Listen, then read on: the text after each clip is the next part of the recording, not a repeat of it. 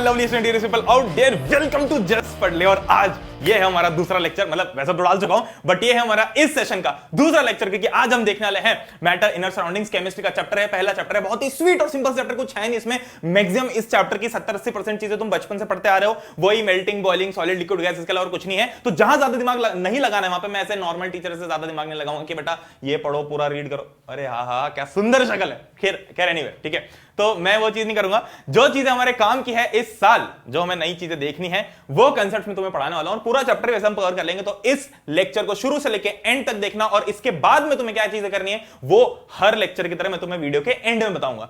And में तुम्हें कुछ 2-3 चीजें बताऊंगा, वो अगर तुम कर लेते हो तो ये चैप्टर तुम्हारा पूरी तरीके से कंठस्थ हो जाएगा और तुम एग्जाम पॉइंट ऑफ व्यू से अच्छी तरीके से प्रिपेयर हो जाओगे।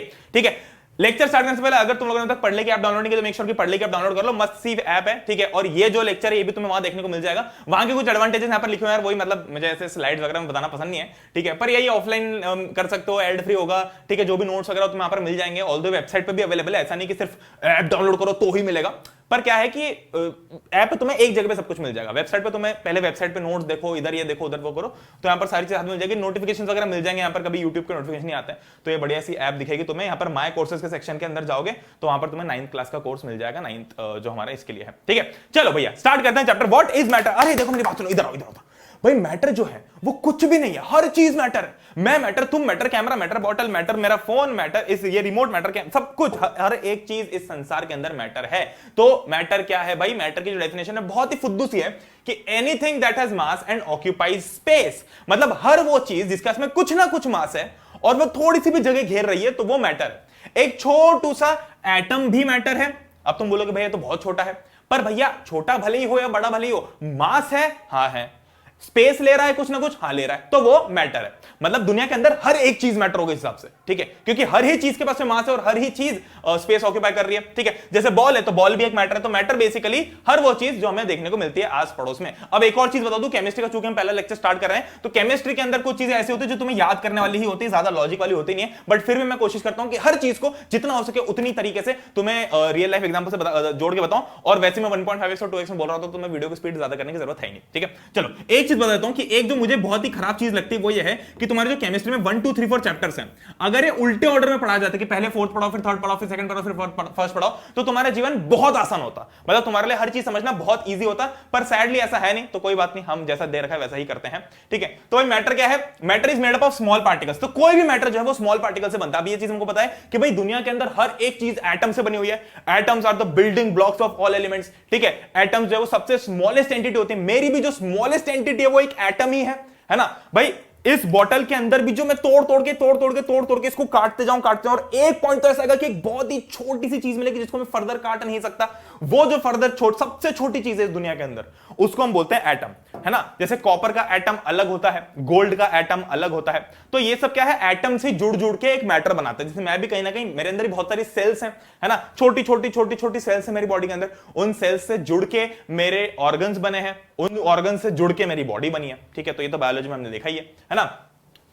या तो हम मैटर को देख सकते हैं, टच कर सकते हैं, फील कर सकते हैं, टेस्ट कर सकते हैं, या फिर सब कुछ। भाई मैटर कैसे आइडेंटिफाई करोगे? अब जैसे कि मान लो तुम्हें पानी दे दिया मैंने एक गिलास, है ना। अब एक गिलास पानी के अंदर मैंने शक्कर ऐड कर दी, तो क्या शक्कर गायब हो गई?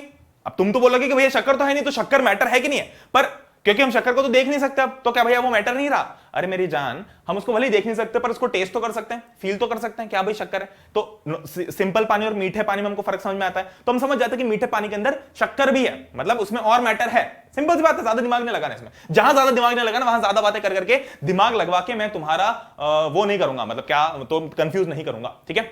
तो ये मैटर में समझ में आएगा। अब देखो, कोई भी जो मैटर है वो छोटी छोटी चीजें बना, जैसे कि ये एक एटम है ना, और इसके ऐसे बहुत सारे हजारों लाखों एटम जुड़ जुड़ के एक मैटर बना है। सिमिलरली से कॉपर की बोतल के लिए हजारों लाखों एटम्स जुड़े होंगे कॉपर के, तब जाके बना होगा, ठीक है।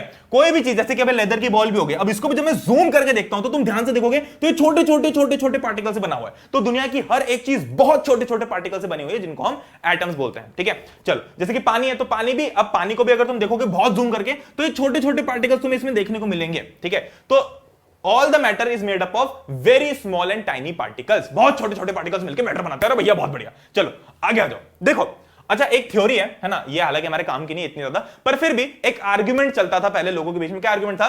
कि कुछ लोगों को ऐसा लगता था कि मैटर जो है वो कंटिन्यूस ब्लॉक ऑफ वुड है। ठीक है, matter is like a continuous block of wood. और दूसरे को ऐसा लगता था कि matter are particles like sand, मतलब कि दो टाइप के थॉट्स हुआ करते थे। जैसे अभी बहुत सारे लोगों के दो अलग अलग टाइप की विचारधारा होती है ना, ठीक है, जैसे अलग अलग लोगों के बीच में अलग अलग विचारधारा होती है, तो वैसे तब भी कुछ लोगों के बीच, कुछ लोगों का अलग मानना था, कुछ लोगों का अलग मानना था, तो ऐसे बढ़िया से मतभेद होती रहती थी, उनके बीच में लड़ाई झगड़ा होता रहता था। खैर वो ऐसे ब्रीफ केस लाइक ऐसे लात वात तो नहीं मारते होंगे, पर फिर भी देखो क्या था मेनली कि कुछ लोगों को ऐसा लगता था कि मैटर जो है वो कंटिन्यूस है। कंटिन्यूस मतलब कि भाई जैसे एक लकड़ी का टुकड़ा होता है वैसा कंटिन्यूस है ना, तो उसमें कोई ऐसा नहीं कि बहुत सारे छोटे छोटे पार्टिकल्स ने मिलकर उस वुड को बनाया, नहीं, वो वुड अपने आप में इंडिपेंडेंट है, वो वुड खुद से बनी है, खुद वैसी की वैसी है वो। और दूसरे जो टाइप के लोग थे, दूसरे जो ग्रुप के लोग थे, उनको लगता था कि नहीं भाई मैटर जो है या वुड जो है, जो कोई भी चीज है वो छोटे छोटे पार्टिकल से बनी होती है। तो ऑब्वियसली बात है भाई, दूसरा वाला जो है वो सही हो गया, ठीक है, पहला वाला गलत हो गया, दूसरा वाला सही हो गया कि भाई मैटर जो है वो छोटे छोटे पार्टिकल जैसे रेत जैसे छोटे छोटे पार्टिकल से बनी हुई है, ठीक है। चलो अब देखते हैं भाई what are the characteristics of particles matter, मतलब यानी कि जो भी पार्टिकल्स ऑफ मैटर हैं उनके क्या क्या कैरेक्टरिस्टिक्स है। तो तुम्हें एक चीज बता दी मैंने कि भाई जो मैटर है वो छोटे छोटे पार्टिकल से बनता है। अभी जो पार्टिकल्स हैं इनकी कैरेक्टरिस्टिक्स क्या क्या है, कौन कौन से मैटर के अंदर कैसा पार्टिकल होगा। वो ऑब्वियसली बात है कि सॉलिड, लिक्विड और गैस, तीन स्टेट हमको पता है, तीनों के अंदर कुछ ना कुछ डिफरेंस होगा। वो डिफरेंस क्या है वो हम देखने वाले हैं, ठीक है।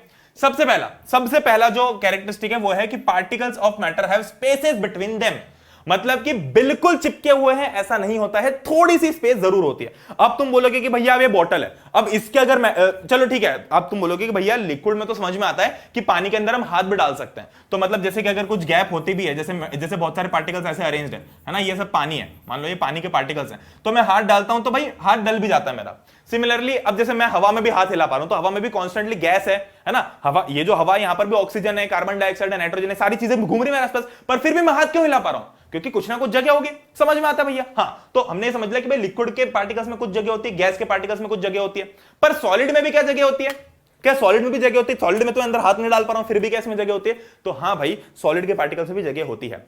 फर्क बस इतना सा है कि सॉलिड के पार्टिकल्स में जगह बहुत कम होती है, ठीक है। सॉलिड के जो पार्टिकल्स है वो ऐसे चिपक चिपक के रहते हैं, ठीक है, ज्यादा चिपक चिपक के, मतलब डेफिनेटली थोड़ी थोड़ी गैप्स हैं, पर तुम देखोगे जैसे कि हल्की हल्की गैप यहां ऐसे करके कुछ कुछ गैप्स हैं, पर सबसे ज्यादा क्लोजली पैक्ड जो है वो सॉलिड होता है, ठीक है। फिर देखते भाई लिक्विड के अंदर जो पार्टिकल्स है वो थोड़े दूर दूर होते हैं, और गैस के अंदर पार्टिकल्स बहुत दूर दूर होते हैं, बहुत दूर दूर होते हैं। इसलिए अगर तुम नोटिस करो तो जब मैं पानी के अंदर ऐसे हाथ हिलाने की कोशिश करता हूं या दौड़ने की कोशिश करता हूं तो कितना डिफिकल्ट लगता है, मैं दौड़ ही नहीं पाता हूं, है ना, ऐसा लगता है बहुत ही ताकत लग रही है, चलने में भी बहुत मुश्किल हो रही है। पर अगर मैं हवा में करूं तो हवा में तो चल ही पा रहा हूं, ठीक है, ये देखो आराम से चल पा रहा हूं, कोई दिक्कत आ रही, तुमको लग रहा है मुझे कोई दिक्कत आ रही है, हाँ, तो मेरी शक्ल देख के लग रहा है कि मैं रो रहा हूं, नहीं, ऐसा बिल्कुल भी नहीं। तो गैस के अंदर क्योंकि पार्टिकल्स बहुत दूर दूर है तो हम इजीली चल सकते हैं क्योंकि दूर दूर है ना। अब वही तुम समझो कि मान लो सिंपल सा एग्जांपल है ना, जैसे मान लो सामने तुम चोर है और सामने पुलिस खड़ी है बहुत सारी। अब अगर पुलिस ऐसी कम कम पुलिस खड़ी है, मतलब ऐसे दूर दूर पुलिस खड़ी है, तो तुम इजीली धोखा देके निकल सकते हो, रास्ता पार कर सकते हो। अगर पुलिस थोड़ी पास पास खड़ी है ना, थोड़ी पास पास खड़ी है, तो तुम्हें थोड़ा चकमा देने में तकलीफ होगी, मतलब तुम थोड़ा इधर उधर घुमा के, मतलब इधर से ढिशाओ करके इधर से जगह निकाल के निकलोगे, है ना, तो थोड़ी तकलीफ यहाँ पे रहेगी। और अगर मान लो पुलिस बिल्कुल ही ऐसे बैरिकेड बना के खड़ी है ना, ऐसे हाथ में हाथ डाल के खड़ी है बिल्कुल, तब तो तुम बिल्कुल नहीं निकल पाओगे, है ना। पर तब भी क्या बिल्कुल पुलिस वाले एक दूसरे के अंदर चिपक चुके हैं, ऐसे गले लग के तो नहीं खड़े हैं, थोड़ी गैप तो है, पर इतनी नहीं है कि हम निकल पाए यार पर। तो बस सॉलिड लिक्विड गैस के बीच में सेम डिफरेंस होता है। अपने आप को चोर समझो और सामने वाले को पुलिस समझो, वैसे भी तुम्हें ऐसे गंदे काम करने में मजा ही आता है ना, सबको आता है, मतलब नेगेटिव रोल तो सबको पसंद होता है कि चलो भैया चोरी वोरी करते हैं। और ऐसे बेसिक मनी हाइस्ट वगैरह जैसी जो सीरीज आने लग गई उससे तो सब लोग चोर बनने की कोशिश कर रहे हैं, मजाक कर रहा हूं तो, पर मैं भी खुद भी देख रहा था, बढ़िया चीज है वो। दूसरा, matter, particles of matter are continuously moving, ये बहुत इंपॉर्टेंट है। किसी भी मैटर के अंदर, चाहे वो मैं हूं, चाहे वो तुम हो, चाहे तुम्हारे सामने रखा हुआ फोन हो या फिर तुम्हारे सामने रखा हुआ पानी का ग्लास हो, उसके अंदर जो पानी है या फिर आसपास के तुम्हारे जो गैसेस हैं, ऑक्सीजन, नाइट्रोजन, कार्बन डाइऑक्साइड जो भी है, वो कंटिन्यूअसली मूव हो रहे हैं, ठीक है। जैसे कि मान लो मेरे पास में एक लकड़ी है, लकड़ी का टुकड़ा है। अब लकड़ी के टुकड़े के अंदर ऑब्वियसली बात है बहुत सारे एटम्स होंगे, बहुत सारे पार्टिकल्स होंगे, बहुत सारे। अब ये जो पार्टिकल्स है बेसिकली इनको हम एटम्स बोलते हैं ना, तो मान लो बहुत सारे पार्टिकल्स हैं, है ना, चलो एटम्स भूल जाओ, अभी मैं सिर्फ पार्टिकल्स यूज करता हूं, तो बहुत सारे छोटे छोटे पार्टिकल्स हैं, तो ये जो है कंटिन्यूअसली मूव हो रहे हैं।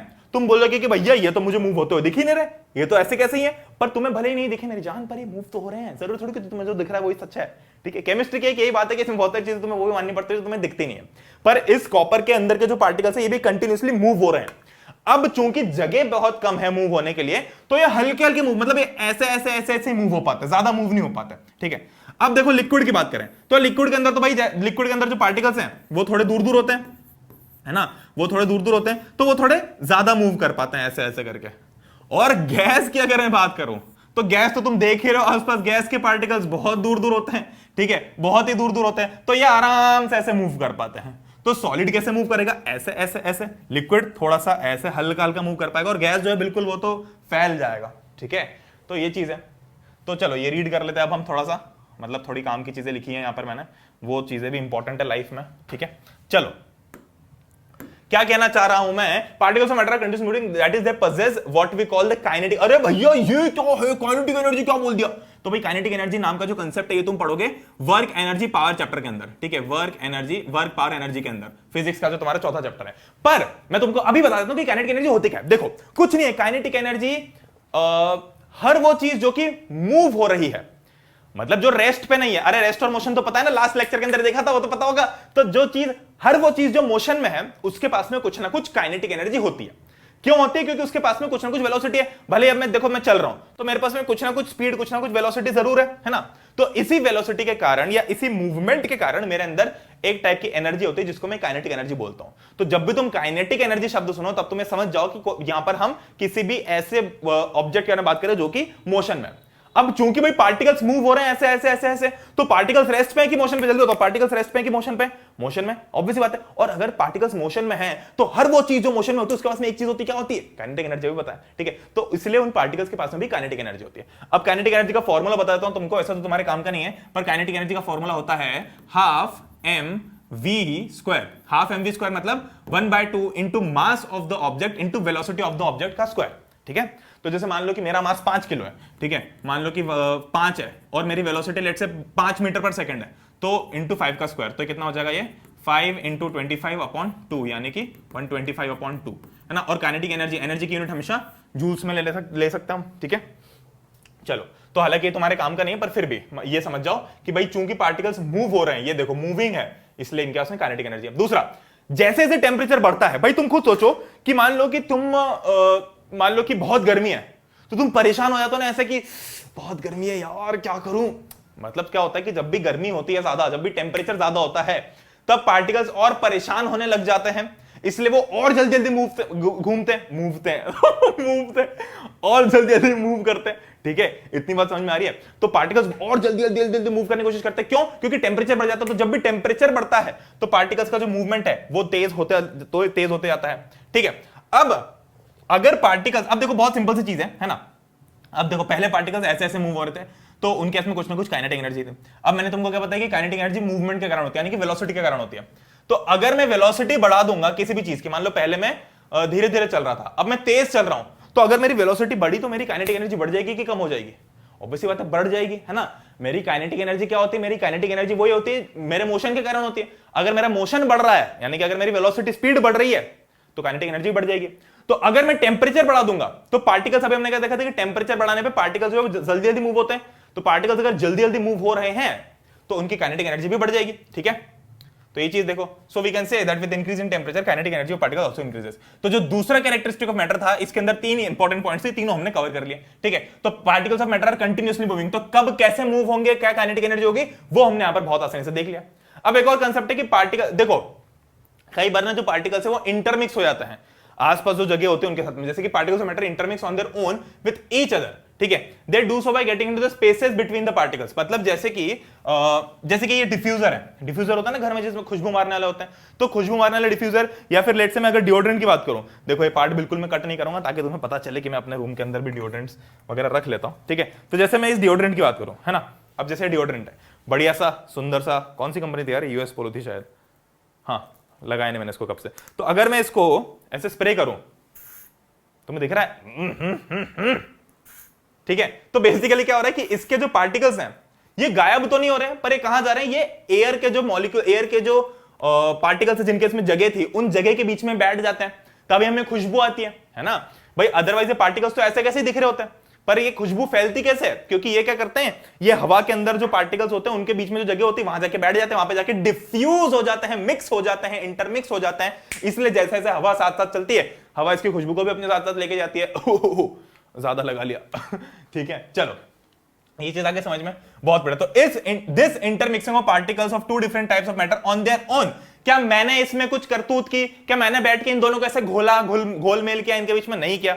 सिमिलरली जब मैं एक डिफ्यूजर चलाता हूं, डिफ्यूजर मतलब जो खुशबू देता है ना, रूम के अंदर होता है, हम उसके ऊपर थोड़ा सा ऑयल डालते हैं, थोड़ा सा पानी डालते हैं, और एक मतलब दिए क्या है, फिर इलेक्ट्रिक वाला बल्ब जलता है, थोड़ी देर में खुशबू होने लग जाती है रूम में, तो क्या मैं उसमें कुछ अपना योगदान देता हूं? नहीं देता हूं। वो पार्टिकल्स अपने आप इंटरमिक्स हो रहे हैं, तो वो डिफ्यूजन होता है। ठीक है, चलो जी, जैसे अगरबत्ती भी होती है, इंसेंस स्टिक, ठीक है, तो यहां पर भी ऐसे होता है। थर्ड कैरेक्टरिस्टिक्स है particles of matter attract each other. ये बहुत इंपॉर्टेंट चीज है, ठीक है, ये बहुत इंपॉर्टेंट चीज है कि हर मैटर के अंदर, चाहे वो तुम हो, मैं हूं, बॉटल हो, कैमरा हो, फोन हो, लैपटॉप हो, कुछ भी हो, हर मैटर के अंदर जो पार्टिकल्स है एक दूसरे को अट्रैक्ट कर रहे हैं, एक दूसरे को अपनी तरफ खींच रहे हैं कि तू मेरी तरफ आ जा और तू मेरी तरफ आ जा। ठीक है, अब देखो मेरी बात सुनो, सॉलिड के अंदर सॉलिड ऐसे पास पैक्ड क्यों होता है भाई? सॉलिड के पार्टिकल्स में ऐसा क्या है जो पास पैक्ड है? वो ये है कि इनके अंदर जो इंटरमॉलिक्यूलर फोर्स ऑफ अट्रैक्शन है वो बहुत ज्यादा है। तो यहां पर जो फोर्स ऑफ अट्रैक्शन है बहुत ज्यादा है, इसलिए इतनी पास चिपके हुए हैं। ठीक है, सिमिलरली अगर मैं लिक्विड की बात करूं तो लिक्विड के अंदर जो अट्रैक्शन होगा, क्या वो ज्यादा होगा सॉलिड से या कम होगा? तुम खुद देख के बता दो, है ना, ये दोनों फिगर देख के बता दो कि तुम्हें किसमें ज्यादा फोर्स ऑफ अट्रैक्शन दिख रहा है। भाई इसमें ज्यादा अट्रैक्शन है ना, तभी तो ये पास है। लिक्विड में थोड़े दूर है, तो लिक्विड में थोड़ा जो अट्रैक्शन है वो कम है। गैसेस के अंदर जो अट्रैक्शन है वो और कम है। अरे है कि नहीं? अरे और कम है ना, बताओ चैट के अंदर यार, लाइव चैट के अंदर शायद मैं भी दिख रहा हूँ, लास्ट टाइम भी लाइव चैट के अंदर में था। ठीक है, तो बताओ भाई ये सही है ना, है ना, बहुत ही बढ़िया। तो this force keeps the particles together. तो जैसे सॉलिड है, तो सॉलिड के पार्टिकल्स पास क्यों है या साथ में क्यों है, या फिर ये जो बॉटल है, ये बॉटल ऐसी की ऐसी क्यों दिख रही है? इसका क्या रीजन है? इसका रीजन ये है कि जो पार्टिकल्स एक दूसरे को अट्रैक्ट कर रहे हैं, ये जो पार्टिकल्स एक दूसरे को अट्रैक्ट कर रहे हैं, इसके कारण ये बॉटल इंटैक्ट है। ठीक है, बॉटल जैसी थी वैसी ही है। ठीक है, तो ये जो फोर्स है इसके कारण पार्टिकल्स साथ में रहते हैं। This strength varies from one kind of matter to other. जैसे कि मैंने बताया, सॉलिड के अंदर ये स्ट्रेंथ सबसे ज्यादा होती है, लिक्विड के अंदर थोड़ी कम होती है, गैस के अंदर बहुत कम होती है। ठीक है, तो ये चीज समझ ली। अब आते हैं भैया what are states of matter. तो अभी तक जो हम कहानी देख रहे थे, सॉलिड लिक्विड गैस, जो हम पढ़ते रहते थे कि भैया सॉलिड होता है, लिक्विड होता है, गैस होता है, तो अब हम सॉलिड लिक्विड गैस के ऊपर थोड़ी विस्तृत चर्चा करेंगे कि सॉलिड एक्चुअली क्या होता है, लिक्विड एक्चुअली क्या होता है और गैस एक्चुअली क्या होता है। बेसिक डिफरेंस तुम लोगों को पता है इनके बीच में क्या डिफरेंस है कि भाई सॉलिड के अंदर जो स्पेसेस है वो बहुत कम होती है ना, इतना पता है। लिक्विड के अंदर थोड़ी ज्यादा होती है, गैसेस के अंदर बहुत ज्यादा होती है। अब फोर्स ऑफ अट्रैक्शन किसका ज्यादा होता है? सॉलिड के अंदर। चूंकि स्पेस बहुत कम है तो ऑब्वियसली बात है अट्रैक्शन ज्यादा होगा। अरे भाई जैसे जैसे दूरियां बढ़ती जाती है वैसे वैसे अट्रैक्शन कम होता जाता है ना। ठीक है, लॉन्ग डिस्टेंस ठीक है, वैसा तो मैं कोई कमेंट नहीं कर रहा हूं, पर एग्जांपल जरा, ताकि तुम्हें थोड़ा समझ में आ जाए, क्योंकि तुम्हें ऐसी चीजें बढ़िया तरीके से समझ में आती है। चलो जी, तो what are states of matter. तो सबसे पहला सॉलिड। अब सॉलिड को जब मैं जूम, जैसे हमारी प्लेट है, इसको जब मैंने जूम करके देखा तो भाई जो पार्टिकल्स है बहुत ही क्लोजली पैक्ड है ना। जब मैंने इसका थोड़ा सा पोर्शन जूम करके देखा, मतलब मैं क्या कर रहा हूं यहां पर कि same amount of portion zoom करके देखा, इसके मैंने थोड़ा सा यहां पर पोर्शन जूम करके देखा, तो इस पोर्शन के अंदर मुझे इतने सारे पार्टिकल्स दिख गए। ठीक है यार, मेरा हेडेक चालू हो गया। ये जो स्मेल, मैंने डिओड्रेंट के साथ अभी खेल किया ना, और पूरा रूम भी पूरा वो है, सफोकेटेड है, क्योंकि मतलब थोड़ा आवाज आती है इधर उधर से, इसलिए बंद करना पड़ता है। लिक्विड, अब लिक्विड के अंदर मैंने इतना सा ही गोला जूम करके देखा, तो मैंने देखा कि भाई इतने से इतने, जितना इसमें लिया था उतना ही इसमें लिया। अब इसके इतने बड़े पोर्शन में जो नंबर ऑफ पार्टिकल्स हैं, या जो पार्टिकल्स के बीच में स्पेसेस हैं, वो थोड़ी ज्यादा हैं। सॉलिड्स बहुत ही क्लोजली पैक्ड है, अरेंज्ड है, और लिक्विड के अंदर थोड़ी ज्यादा है। और गैस के अंदर भी मान लो कि एक बलून लिया मैंने, है ना, एक फुग्गा लिया, और उस फुग्गे के अंदर मैंने इतनी ही स्पेस देखी, कि इतना ही बड़ा ब्लॉक देखा कि इसमें क्या चल रहा है, तो इसके अंदर जो स्पेसेस है वो थोड़ी कंपैरेटिवली दूर दूर है। ठीक है, तो सॉलिड लिक्विड गैस के बीच में मैंने देख लिया। ठीक है, अब देखो, अब हम एक और डिफरेंशिएशन देख लेते हैं कि भाई कौन से किसका शेप और वॉल्यूम की क्या कहानी है। देखो बेसिकली अगर मैं सॉलिड की बात करूं तो सॉलिड के अंदर एक डेफिनेट शेप होता है ना। अरे बॉटल का शेप है तो ऐसे ही है ना, बॉटल का शेप चेंज थोड़ी हो रहा है ना। ऐसा तो नहीं कि इस बॉटल को मैं बैग के अंदर डालूंगा तो शेप चेंज होगा, नहीं, ऐसा होता है क्या? नहीं होता है। तो सॉलिड का जो शेप है वो डेफिनेट है, मतलब ये चेंज नहीं होता है, जैसा है वैसा ही है। ठीक है, और इसका जो वॉल्यूम है, भाई वॉल्यूम क्या होता है, मैंने उसके लिए, तुम कंफ्यूज ना हो, क्योंकि कई बार बच्चे कंफ्यूज होते हैं वॉल्यूम वर्ड में। तो वॉल्यूम क्या है कि वॉल्यूम का मतलब है the amount of space that something contains और फिल्स, मतलब कि ये कितनी जगह घेर रहा है ना, ये कितनी जगह घेर रहा है, वो मुझे कैसे पता चलता है? वॉल्यूम से, कि भाई ये इस दुनिया के अंदर, इस दुनिया के ऊपर कितना बोझ है, या कितनी जगह घेर रही है बॉटल। ठीक है, तो वॉल्यूम भी डेफिनेट है। क्या इसकी जगह, मैं देख रहा हूं इसको, थोड़ी देर तक देखते रहता हूं, क्या ऐसा हो रहा है कि बॉटल बड़ी होती जा रही है एकदम से? नहीं। क्या कब छोटी होती आ रही है? नहीं। इसके अंदर मैं पहले भी 1 लीटर पानी डाल सकता हूं, और 1 लीटर पानी ही डाल सकता हूं, तो 1 लीटर की ही कैपेसिटी है, तो इसके अंदर भी सिर्फ 1 लीटर ही एक्सेप्ट करेगा ये, तो क्या वो भी चेंज हो रहा है? नहीं। तो इसका मतलब क्या है कि इसका वॉल्यूम भी डेफिनेट है। अब मैं लिक्विड की बात करता हूं तो लिक्विड के अंदर शेप इनडेफिनेट होता है। इनडेफिनेट मतलब अरे लिक्विड को तुम किसी भी उसके अंदर डालो वो वैसे ढल जाएगा। तुम लिक्विड को इसके अंदर डालो तो इसके शेप में चला जाएगा, तुम एक बड़े टब के अंदर डालो तो उसके शेप में चला जाएगा। तो ऑब्वियस सी बात है लिक्विड का शेप डेफिनेट नहीं है, वो शेप कोई सा भी शेप ले सकता है उसके अंदर, उसको हम जिस भी कंटेनर में डाले वो उसका शेप पकड़ लेगा, ठीक है। पर इसका वॉल्यूम तब भी डेफिनेट होता है। क्या ऐसा होता है कि तुम 1 लीटर दूध को किसी बोतल के अंदर डालो तो वो आधा लीटर बन जाए या फिर 5 लीटर बन जाए? ऐसा तो नहीं होता। 1 लीटर दूध 1 लीटर ही रहेगा, है ना, क्योंकि वो जितनी जगह घेर रहा था जगह तो उतनी ही घेरेगा, ठीक है भाई। 5 लीटर दूध के लिए तुम भली एक लंबी सी टंकी लाओ या एक चौड़ी सी टंकी लाओ, शेप भली चेंज हो जाएगा पर वो भरेगा उतना ही, ठीक है। जितनी उसकी कैपेसिटी थी वो भर मतलब उसके अंदर जाएगा उतना ही, ठीक है। जितना था 1 लीटर था तो 1 लीटर होगा, ठीक है। तीसरा गैस, तो गैस के कैसे भाई, ये भी इंडेफिनिट और ये भी इंडेफिनिट। गैस का शेप तो ऑब्वियसली बात है इंडेफिनिट होता है, क्योंकि गैस का तो हमने कोई शेप देखा नहीं। मैं अगर उसको बलून में डाल दूंगा तो बलून के शेप में आ जाएगी, मैं बलून से छोड़ दूंगा तो वापस एनवायरमेंट में फैल जाएगी, है ना। अब इसका शेप तो इंडेफिनिट होता है तो ऑब्वियसली बात है पता ही है। अब वॉल्यूम इंडेफिनिट कैसे होता है भैया, ये समझाओ। वॉल्यूम मेरे जान इंडेफिनिट इसलिए होता है क्योंकि पहले मैंने जब गैस को फुग्गे के अंदर डाला तो वो पूरी इतने ही जगह घेर रही थी गैस जितना फुग्गा था। अब अगर मैं उस फुग्गे को छोड़ दूं खुला या फिर उसके अंदर से सारी गैस को वापस बाहर जाने दूं, तब क्या होगा कि वो जो गैस के पार्टिकल्स है बहुत दूर दूर फैल गए ना। अब चूंकि वो दूर दूर फैल गए तो बहुत ज्यादा जगह घेर रहे हैं, समझ रहे हो। तो उसका जो वॉल्यूम है वो चेंज हो सकता है। मैं फुग्गे को थोड़ा सा कम कर दूं तो तुम समझ रहे हो, मतलब वो जो हवा है, वो जो भी एयर है, जो भी पार्टिकल्स हैं, वो सारे फैल जाएंगे दूर दूर। तो वो कितनी जगह घेर रहे हैं, क्या वो फिक्स्ड है? अरे नहीं है वो फिक्स्ड, ठीक है। तो ये भी इनडेफिनिट। चलो जी, अब एक और डिफरेंट, तो बेसिकली एक डिफरेंस मैंने यहां पर तुम्हें सॉलिड शेप और वॉल्यूम के बीच में बता दिया, स्टेट्स ऑफ मैटर के बीच में। और एक और डिफरेंस जो बहुत इजी है, देखो बेसिकली ये जो कंसेप्ट है, जब तुम एनसीईआरटी में रीड करोगे तो तुम्हारा दिमाग खराब हो जाएगा। क्यों रीड खराब हो जाएगा? क्योंकि जब तुम पहली बार रीड करोगे तो वो सब तुम्हें लाइन बाय लाइन दे रखा होगा। मैंने सारा टेबल्स के रूप में बताया, इसलिए तुम्हें बहुत ही फुद्दू लग रहा है कि भैया इसमें क्या है। तो भैया ये तो बहुत ही ईजी चैप्टर है। हाँ, तो मैंने कहा बोला डिफिकल्ट है, बहुत ही ज्यादा आसान चैप्टर है, ठीक है। चलो जी आगे बढ़ते हैं। States of matter. अब देखो इंटरमॉलिक्यूलर फोर्स ऑफ अट्रैक्शन और इंटरमॉलिक्यूलर स्पेसेस। इसका मतलब क्या है कि भाई जो इंटरमॉलिक्यूलर इंटरस्टेट मतलब स्टेट के अंदर जो दो सिटीज हैं उनकी टीम्स खेलती हैं। इंटरमॉलिक्यूलर मतलब कि सेम वही चीज, मॉलिक्यूल के आपस में क्या चल रहा है ना भाई। मॉलिक्यूल के आपस में क्या चल रहा है तो इंटरमॉलिक्यूलर, ठीक है। एक मॉलिक्यूल दूसरे मॉलिक्यूल से कैसे रिलेटेड है तो इंटरमॉलिक्यूलर। अभी यहां पर क्या हम फोर्स ऑफ अट्रैक्शन देख रहे हैं, तो कौन ज्यादा एक दूसरे को अट्रैक्ट करता है। और दूसरा हम देखेंगे इंटरमॉलिक्यूलर स्पेसेस कि भाई किन किन मैटर के बीच में ज्यादा दूरियां कम दूरियां, ठीक है। तो सॉलिड की बात करते हैं। तो सॉलिड के अंदर जो इंटरमॉलिक्यूलर फोर्स ऑफ अट्रैक्शन है मैक्सिमम होता है। सबसे ज्यादा फोर्स ऑफ अट्रैक्शन इन तीनों के कंपैरिजन में सॉलिड में ही होता है। पर इंटरमॉलिक्यूलर स्पेसेस इसमें मिनिमम होते हैं। तुम देखो ना कि भाई बहुत ही पास पास पैक्ड होते हैं। अब चूंकि फोर्स ऑफ अट्रैक्शन बहुत ज्यादा तो बहुत ही चिपके चिपके रहेंगे। अब अगर बहुत ही चिपके चिपके तो बीच में दूरियां बहुत कम रहेंगी, ठीक है। दूसरा लिक्विड के अंदर इंटरमॉलिक्यूलर फोर्स ऑफ अट्रैक्शन भी मॉडरेट होते हैं, मतलब थोड़े कम होते हैं सॉलिड से। और इंटरमॉलिक्यूलर स्पेसेस जो थोड़ी सी ज्यादा होती हैं, ठीक है। मॉडरेट मतलब बीच के, ठीक है, मतलब थोड़ा बीच का, है ना। जैसे कि ये सबसे ज्यादा हो गया तो ये बीच में हो गया और ये सबसे कम हो जाएगा। सिमिलरली ये सबसे कम हो गया तो ये बीच का हो गया और सबसे ज्यादा हो जाएगा, वैसा, ठीक है। गैस के अंदर जो फोर्स ऑफ अट्रैक्शन हो तो बहुत ही कम है, अरे बहुत ही दूर दूर फैली हुई है, ठीक है। और इसीलिए जो इंटरमॉलिक्यूलर स्पेसेस है वो इसके अंदर मैक्सिमम है, मतलब कि इसके अंदर जो स्पेसेस है वो सबसे ज्यादा है, ठीक है। चलो जी आगे बढ़ते हैं। अब थोड़ी सॉलिड के ऊपर चर्चा करते हैं। सॉलिड के ऊपर 2-3 पॉइंट देखते हैं। तो सॉलिड जो है डेफिनेट शेप होता है, डिस्टिंक्ट बाउंड्रीज होती है। डिस्टिंक्ट बाउंड्रीज का मतलब क्या है कि भाई इसकी बाउंड्रीज को हम अलग ही डिफरेंशिएट कर सकते हैं। मैं बॉटल को यहां रखूंगा तो क्या तुम कंफ्यूज हो रहे हो कि बॉटल कहां है? तुमको पता है कि भाई बॉटल यही है क्योंकि इसकी जो बाउंड्रीज है वो फिक्स्ड है। भाई इस दुनिया के अंदर हर चीज अपनी बाउंड्रीज अपने दायरों से ही फिक्स्ड होती है ना।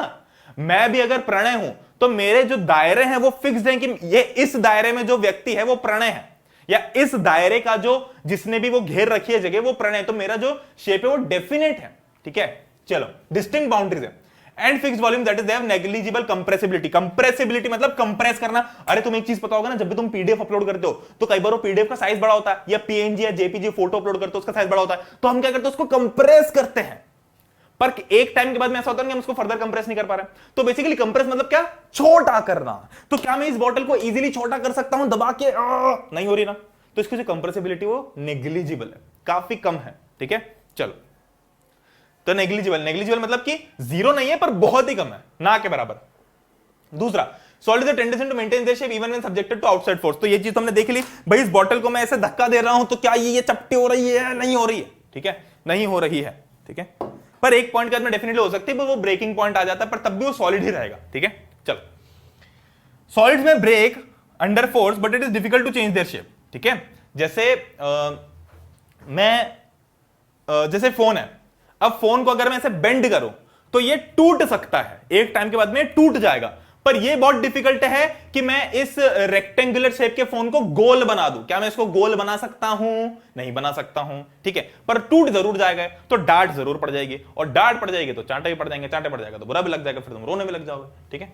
चलो अब देखो 3 सवाल है हमारे पास में। पहला सवाल कि what about the rubber band, can इसका तो शेप चेंज हो जाता है, तो क्या ये सॉलिड है? भाई रबर बैंड, अब तुम सिंपल सी बात है, मेरे पास रबर बैंड है नहीं यार अवेलेबल, मतलब मम्मी से मांगना पड़ेगा, मम्मी रबर बैंड दो यार एक। पर ठीक है, रबर बैंड क्या है तुम समझते हो ना, रबर बैंड वो जो हम लगाते हैं, तो उसको तो मैं खींच सकता हूं, तो उसका तो शेप चेंज हो सकता है, तो क्या वो सॉलिड है? तो हाँ भाई वो सॉलिड है, वो जो शेप उसका चेंज हो रहा है ना, वो उसकी फ्लेक्सिबिलिटी के कारण चेंज हो रहा है, पर जब तुम उसको छोड़ोगे तो वापस उसकी जैसी पोजीशन थी उसी पोजीशन पे आ जाएगा, है ना। तो जब वो उसी पोजीशन पे आ रहा है तो वो सॉलिड है। दूसरा, शुगर और सॉल्ट, भाई आपने बोला था भैया कि मैं पानी को किसी भी कंटेनर में डालता हूं उसका शेप ले लेती है, तो ऐसा तो मैं शक्कर को भी किसी कंटेनर डालता तो उसका शेप ले लेती है। शक्कर को मैं इसके अंदर डालूंगा तो इसका शेप ले लेगा, शक्कर को मैं बड़े डब्बे के अंदर डालूंगा तो शक्कर उसका शेप ले लेगा। पर मेरी जान, तुम शक्कर और नमक इनको एज अ होल क्यों देख रहे हो? शक्कर एक्चुअली में क्या इतना बड़ा पार्टिकल है? नहीं है, समझ रहे हो। अगर शक्कर जमी हुई तो तुम क्या कर पाते? तुम नहीं कर पाते ना। सिमिलरली अगर मैं बर्फ जमा दूं तो क्या मैं उसका शेप चेंज कर सकता हूं कहीं में डाल के? नहीं कर सकता। तो ये जो शेप चेंज हो रहा है वो इसलिए हो रहा है क्योंकि शक्कर का इंडिविजुअल पार्टिकल बहुत छोटा है ना। तो शक्कर जो है वो शक्कर खुद तो इतनी सी है, वो तो ग्रुप ऑफ शक्कर हैं। ऐसे तो सिमिलरली मैं 1000 लोगों को एक के ऊपर एक चढ़ा के ट्रक में डाल दूं और जैसे ट्रक का गेट खोलूं तो सबके सब ऐसे पानी की तरह बहने लग जाएंगे ना, तो क्या वो लोग सॉलिड नहीं हुए? भाई वो लोग इंडिविजुअली तो हर एक इंसान सॉलिड है ना, वो तो as a whole shape change हो रहा है, तो वो पूरी ग्रुप का हो रहा है। तो शक्कर को तुम जैसे सिमिलरली वुड है ना, लकड़ी है या ईंट मान लो, तो ईंट है तो सॉलिड। अब तुम बोलो भैया मैंने ईंट को एक के ऊपर एक रख दिया, अब मैंने इस ईंट को नीचे रख दिया तो ये ईंट ऐसी हो गई, तो भैया ये तो शेप चेंज हो गया। अरे तो मेरी जान, ये तो तुमने शेप चेंज किया ना, एक ईंट का शेप तो वही है जो था, ठीक है, तो ये शेप तो वही है, ये तो बस एक के ऊपर एक रखते जा रहे हो तो ग्रुप में बढ़ता जा रहा है। तो जब भी हम शक्कर और नमक की बात करते हो तुम देखोगे तो उसका एक पार्टिकल तो बहुत छोटा होता है ना, शक्कर का एक पार्टिकल को तो इजीली देख सकते हो, तो ऐसे हजारों पार्टिकल्स एक के ऊपर एक इधर उधर जा सकते हैं, तो इसका मतलब थोड़ी कोई सॉलिड नहीं है। तीसरा, भाई स्पॉन्ज क्या सॉलिड होता है? स्पॉन्ज को तो हम कंप्रेस कर सकते हैं, तो स्पॉन्ज को हम कंप्रेस इसलिए कर सकते हैं क्योंकि स्पॉन्ज के अंदर एयर फील्ड होती है, एयर स्पेसिस होती है। जब तुम उसको कंप्रेस कर रहे हो ना तो बेसिकली जब तुम उसको छोड़ोगे तो वापस उसके शेप में आ जाएगा। और एक और चीज कि वो कंप्रेस इसलिए हो रहा है क्योंकि उसके अंदर एयर है, हवा है, ठीक है। चलो आगे बढ़ते हैं, बहुत देर से कूदा नहीं मैं, ठीक है, थोड़ा सा कूद के अपन थोड़ी एनर्जी बिल्ड कर लेते हैं। लिक्विड्स, लिक्विड क्या है भाई? जिस शेप में डालो उसका शेप ले लेती है, ठीक है, तो रिजिड नहीं है तो इसको हम फ्लूइड बोल सकते हैं। फ्लूइड क्या मतलब है? फ्लूइड मतलब कि इस दुनिया के अंदर जितनी भी गैसेस हैं और लिक्विड है, तो बेसिकली हमने सॉलिड और लिक्विड और गैस, अरे ये क्या हुआ, सॉलिड लिक्विड गैस था तो हमने क्या किया, सॉलिड और फ्लूइड कर दिया, मतलब हमने लिक्विड और गैस को एक और कैटेगरी में डाल दिया जो कि है फ्लूइड, ठीक है, ऐसे ही, ठीक है। The gases from atmosphere diffuse and dissolve in water, है ना। अब भैया गैसेस का टॉपिक क्यों दे रखा है यहाँ पे? क्योंकि तुम देखोगे कि गैसेस जो है वो लिक्विड के अंदर डिसॉल्व हो सकती हैं, कोई बड़ी बात नहीं है। जैसे पानी के अंदर भी ऑक्सीजन और कार्बन डाइऑक्साइड डिसॉल्व होता ही है। भाई पानी के अंदर ऑक्सीजन डिसॉल्व होता है, ऑक्सीजन गैस डिसॉल्व होती है, उसी के कारण तो मछलियां सांस ले पाती है। भाई आ रही है बात समझ में कि नहीं आ रही है? चलो जी, the rate of diffusion of liquids is higher than that of solids. Obvious बात है कि लिक्विड्स का जो डिफ्यूजन होगा, लिक्विड्स के अंदर जो डिफ्यूजन होगा वो बहुत ज्यादा होगा as compare to solids. Simple, क्योंकि डिफ्यूजन क्या होता है? Intermixing of particles. और इंटरमिक्स कब हो सकती है? जब जगह हो पार्टिकल्स के बीच में। अब सॉलिड्स के बीच में ज्यादा जगह होती ही नहीं है, सॉलिड्स एक दूसरे को छोड़ते ही नहीं है, तो ना तो डिफ्यूज करने के लिए ढंग के हैं ना वो डिफ्यूज होने के लिए ढंग के हैं, ठीक है। पर लिक्विड्स के केस में ऐसा नहीं, लिक्विड्स के केस में डिफ्यूजन अच्छे से हो सकता है क्योंकि जो लिक्विड्स में जो जगह है, जैसे कि लिक्विड्स के पार्टिकल्स के बीच में जो जगह है, ये उस बीच में किसी को भी बिठा सकता है, जैसे ऑक्सीजन को बिठा लिया, कार्बन डाइऑक्साइड को बिठा लिया, इस टाइप से बिठा लिया, है ना। तभी यहां पर हम देख रहे हैं diffusion. This is due to the fact that liquid इसके अंदर जो पार्टिकल्स है वो फ्रीली मूव करते हैं और ज्यादा स्पेस होती है एक दूसरे के बीच में, ठीक है। यही चीज मैंने तुमको बता दी, है ना। आगे बढ़ते हैं, गैसेस। अब देखो गैसेस के अंदर तो ये दो चीजें लिख रखी है, ठीक है, तो ऑलमोस्ट गैसेस। अब तो बेसिकली ये तीन अलग अलग क्यों समझाया मैंने, तो ये कुछ पॉइंटर थे जो मुझे तुम्हें बताने थे। बाकी मेनली तुम ये समझो कि भाई सॉलिड जो बहुत ही चिपके होते हैं, लिक्विड थोड़े दूर दूर होते हैं और गैसेस के पार्टिकल्स थोड़े ज्यादा दूर दूर होते हैं, ठीक है। चलो इतना अगर तुम्हें समझ में आ गया तो तुम्हारा काम हो गया। अब देखो एक बहुत इंपॉर्टेंट चीज है, ये देखो, ये हमने क्या किया कि एक सिरिंज लिया, सिरिंज के अंदर हमने यहाँ पे एक रबर कॉर्क लगा दिया है, ठीक है, रबर कॉर्क लगा दिया हमने, एक रबर लगा दिया समझ लो। तो अब क्या है कि जब मैं इसको प्रेस करूंगा, जब मैं ऐसे खाली सिरिंज निकालता हूं करता हूं तो इजीली हो जाता है, बन चलो, पर मैंने क्या किया, आगे यहां पर एक रबर फिट कर दिया। तो क्या मैं इसको प्रेस पूरा कर पाऊंगा? नहीं कर पाऊंगा, है ना। तुम अगर उंगली रख के देखो तो भी तुम नहीं कर पाओगे, ठीक है, जब तुम उसको पूरा प्रेस करोगे तो क्या हो रहा है बेसिकली कि इस सिरिंज में भरी हुई थी बहुत सारी अरे गैसेस है ना, बहुत सारी हवा भरी होती, बहुत सारी गैसेस थी। तो मैंने क्या किया, मैं जब इसको दबाते जा रहा हूं तो क्या हो रहा है कि वो गैसेस को मैं कंप्रेस करते रहा, मतलब उसको चिपकाते जा रहा हूं, चिपकाते जा रहा हूं, चिपकाते जा रहा हूं, तो एक टाइम पे वो गैसेस बहुत पास पास आ जाएंगी। अब भाई गैसेस भी कोई कम थोड़ी है, गैसेस भी है तो पार्टिकल्स ही।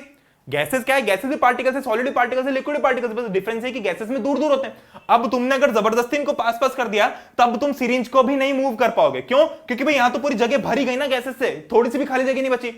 गैसेस के जो पार्टिकल्स दूर दूर थे पहले इज्जत से, तुमने उनको बहुत पास पास चिपका दिया, तो वो सिरिंज तुम्हें मूव करने ही नहीं देंगे, यहीं पर अटक जाएगी। ठीक है, तो ये बस गैसेस के बारे में जानकारी बताता हूं कि गैसेस ऐसा कर सकती हैं। ठीक है, आगे बढ़ते हैं। अच्छा देखो, तो ये 3 स्टेट्स ऑफ मैटर हमने देख लिए, सॉलिड, लिक्विड, गैस। अब यहां पर 2 स्टेट्स ऑफ मैटर और है, वैसे तो बहुत सारे हो सकते हैं। देखो ये हमें 3 नोन थे, अभी जो 2 मैं बताने वाला हूं, प्लाज्मा और बीईसी, बोस आइंस्टाइन कंडेंसेट, इसके बारे में तुम्हारी एनसीईआरटी के अंदर एक एक थोड़ा एक्सर्प्ट दे रखा है, तो इसलिए मैंने वो चीज तुम्हें यहां पर बता दी। ठीक है, इसलिए मैंने वो चीज तुम्हें यहां पर बता दी।